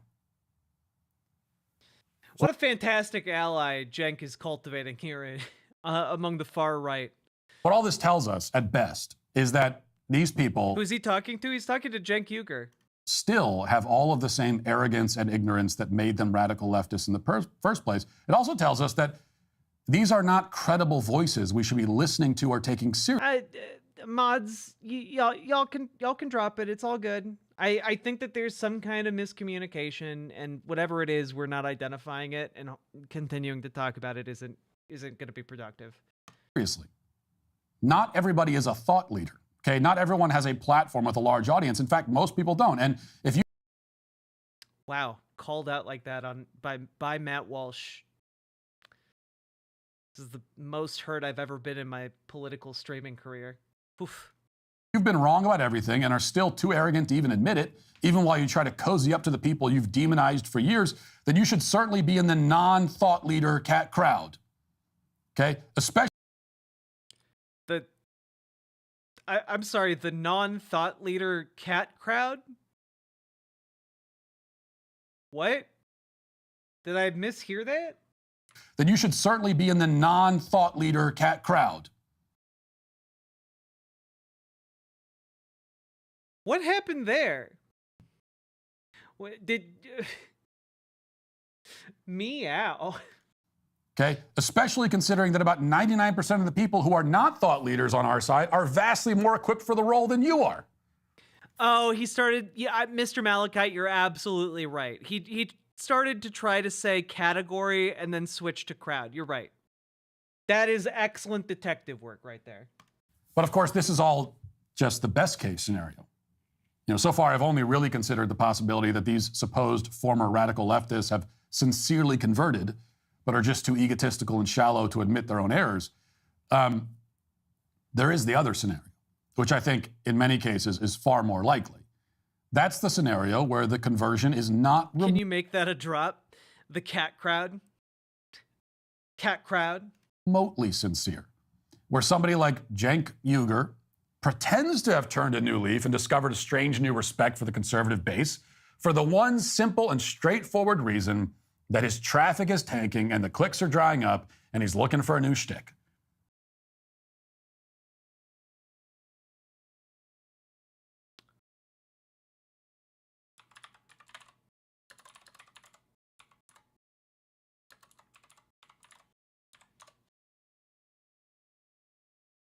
Just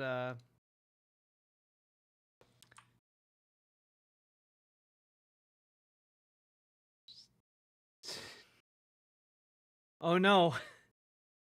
Oh no, no, no, no. Heartbreaking. The worst person you know just made a good point. He's going where the money and the audience are. Now, I can't see inside the souls of any of these people or read their minds, but I can read between the lines. And when I look there, I see the word grifter in giant bold letters. That's why I'm not interested in hearing Cenk's ideas for how to unite and heal the country. I'm not really interested in hearing his ideas about anything because he has no credibility. And he is still today, I'm afraid to say, canceled. Hey, YouTube, thanks for listening to the show. If you'd like access to my full show, you know, this is more reason to hate Cenk. He made us agree with Matt Walsh on like a sliver of what was said in there, and that makes me angry.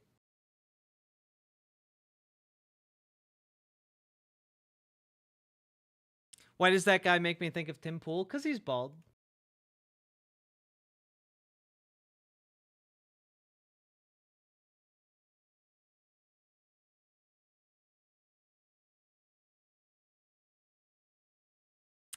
Yeah, I don't know. Like, if I was someone who worked at the Young Turks, this would be like break glass in case of emergency type situation.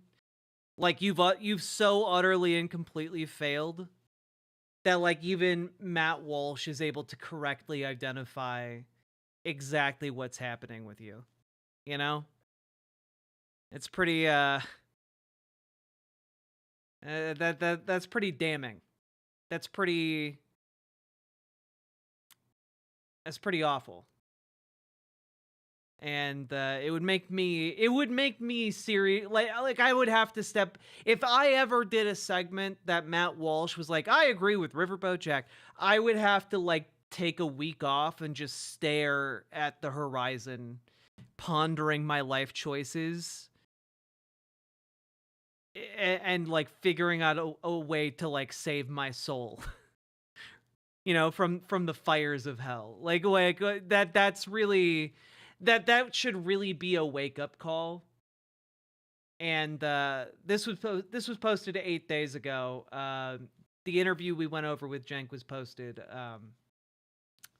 like a couple days ago, 2 days ago, something like that. Yeah. here's an All right.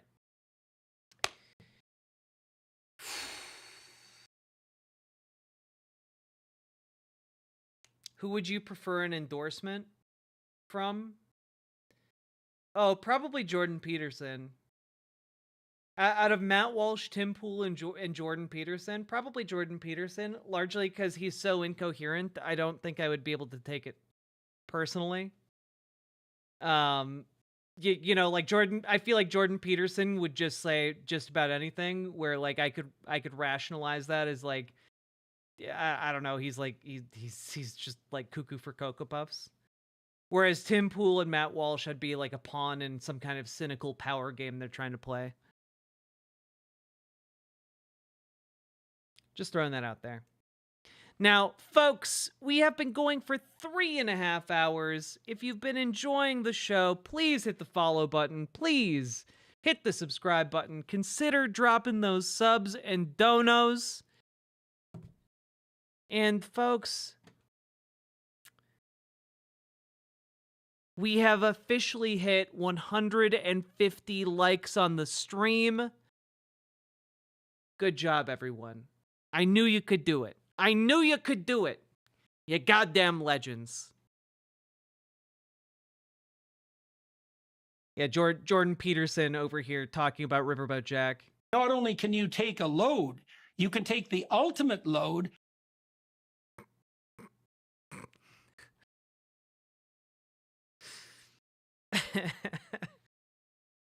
Oops.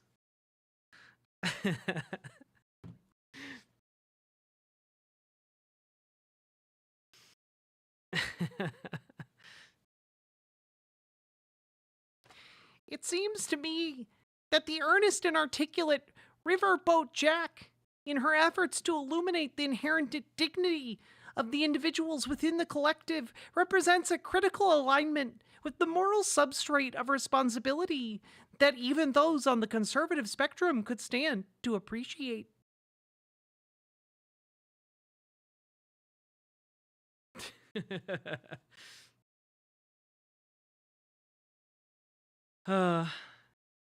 Is that an actual quote? Yes, it's an actual quote. I have a few sound bites from Jordan Peterson. Up yours, woke moralists. We'll see who cancels who. Fuck you, buddy. And not only can you take a load, you can take the ultimate load. Play this in regards for Jordan Peterson. All right. Here at Rockwell Automation's world headquarters, research has been proceeding to develop a line of automation products that establishes new standards for quality, technological leadership, and operating excellence. With customer success as our primary focus, work has been proceeding on the crudely conceived idea of an instrument that would not only provide inverse reactive current for use in unilateral phase detractors, but would also be capable of automatically synchronizing cardinal gram meters. Such an instrument comprised of Dodge gears and bearings, Reliant electric motors, Allen Bradley controls, and all monitored by Rockwell software is Rockwell Automation's retro encabulator. Now basically, the only new principle involved is that instead of power being generated by the relative motion of conductors and fluxes, it's produced by the modial interaction of magneto-reluctance and capacitive diractance. The original machine had a base plate of prefamulated amulite surmounted by a malleable logarithmic casing in such a way that the two spurving bearings were in a direct line with a panometric fam. The lineup consisted simply of 6 hydrocoptic Marsal vanes, so fitted to the ambifacient lunar wane shaft that side fumbling was effectively prevented. The main winding was of the normal Lotus O deltoid type placed in panendermic semi-boloid slots of the stator. Every 7th conductor being connected by a non-reversible Tremi pipe to the differential girdle spring on the up end of the gram meters. Moreover, whenever fluorescent score motion is required, it may also be employed in conjunction with a drawn reciprocation dingle arm to reduce sinusoidal depleneration. The retroencabulator has now reached a high level of development, and it's being successfully used in the operation of Milford trunnions. It's available soon wherever Rockwell Automation products are sold. That was so good. That was so good. Honestly, that should just be, like, honestly, I wouldn't be mad if, like, SNL stole that bit and just, like, did, like, a 30 to, like a 1 minute long ad every episode where they just ad-lib technobabble. That'd be great. You know? It vastly improve whatever they're making now. I started sweating. Flashbacks. I think I'm too dumb to know his language. You're not. He was saying nonsense. He was saying like, you know how in Star Trek they write, like, they try and make it sound like a lot of the scenarios are scientific, and so they write, like, basically incoherent gibberish that sounds like science. That was basically an entire 2 minutes of that, but it just kept escalating into more and more gibberish. It was so good. Had these vibes. Fenry, thank you for the $5 dono. The missile knows where it is at all times. It knows this because it knows where it isn't. By subtracting where it is from where it isn't, or where it isn't from where it is, whichever is greater, it obtains a difference or deviation. The guidance subsystem uses deviations to generate corrective commands to drive the missile from a position where it is to a position where it isn't, and arriving at a position where it wasn't, it now is. Consequently, the position where it is now the position that it wasn't, and it follows that the position that it was is now the position that it isn't. In the event that the position that it is not the position that it wasn't, the system has acquired a variation. The variation being the difference between where the missile is and where it wasn't. If variation is considered to be a significant factor, it too may be corrected by the GEA. However, the missile must also know where it was. The missile guidance computer scenario works as follows. Because a variation has modified some of the information the missile has obtained, it is not sure just where it is. However, it is sure where it isn't, within reason, and it knows where it was. It now subtracts where it should be from where it wasn't, or vice versa. And by differentiating this from the algebraic sum of where it shouldn't be and where it was, it is able to obtain the deviation and its variation, which is called error. Incredible stuff. What about this one?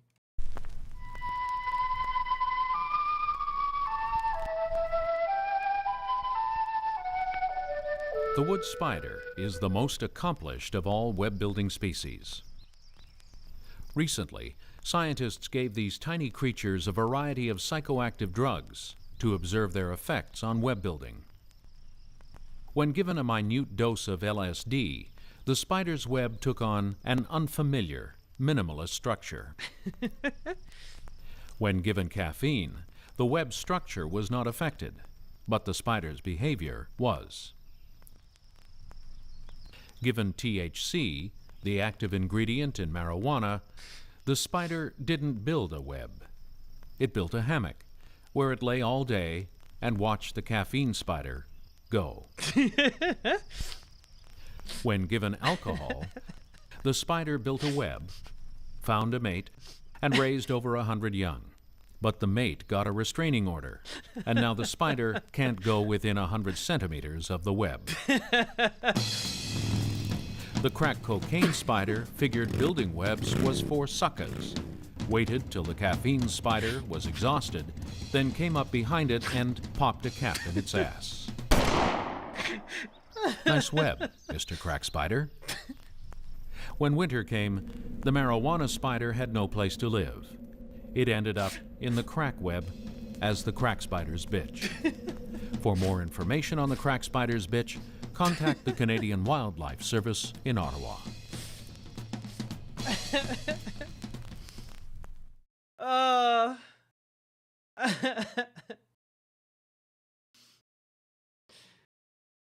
Oh fuck, that was great.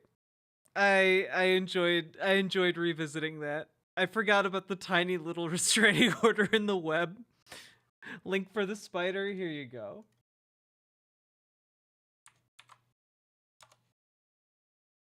This is what AI will steal from us, right? Wasn't that better than literally any AI video you've ever seen in your life? Incredible stuff.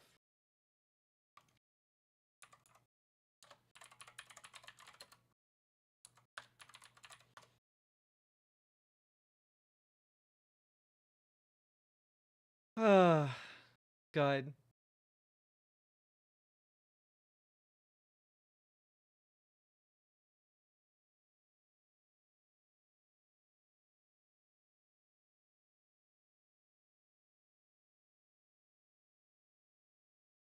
A lot of those spiders were likely female, judging by the size. Yeah, a lot of them did seem to have some fat asses. God.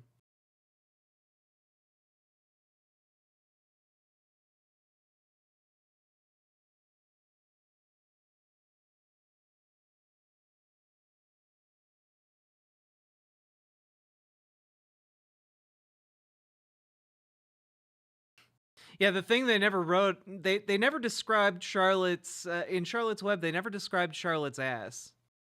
You know, just it was colossal,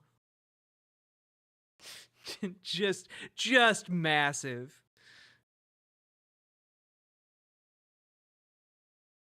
Oh God. All right, we've been going for almost 4 hours. It's almost 4 o'clock in the morning. I'm gonna go to bed now, and I would really like to stream earlier tomorrow, because streaming until 4 o'clock in the morning is really hard after working all day.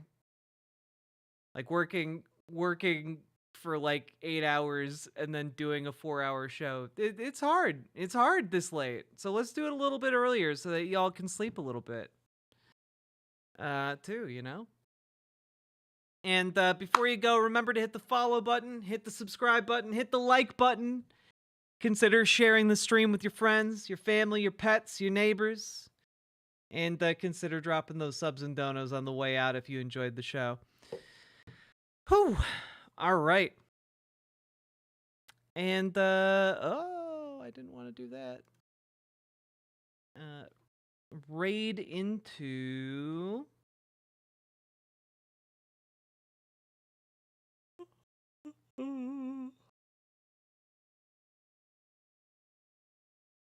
We'll raid into Pixel Smixel. We like Pixel, don't we, folks? Looks like she's watching some cooking videos. This looks good.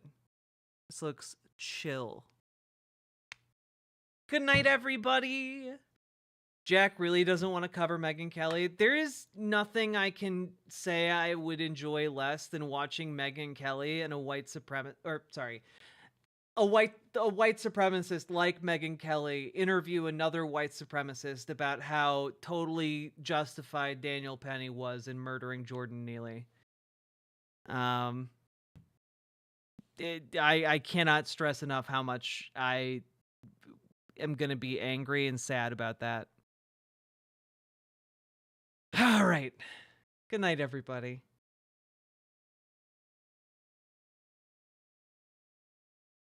Do.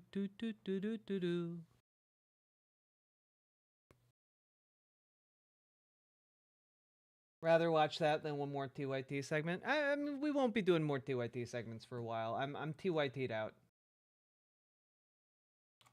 I have fun with. I really wanted to do some Shadiversity, but that'll have to wait for a new day. With that,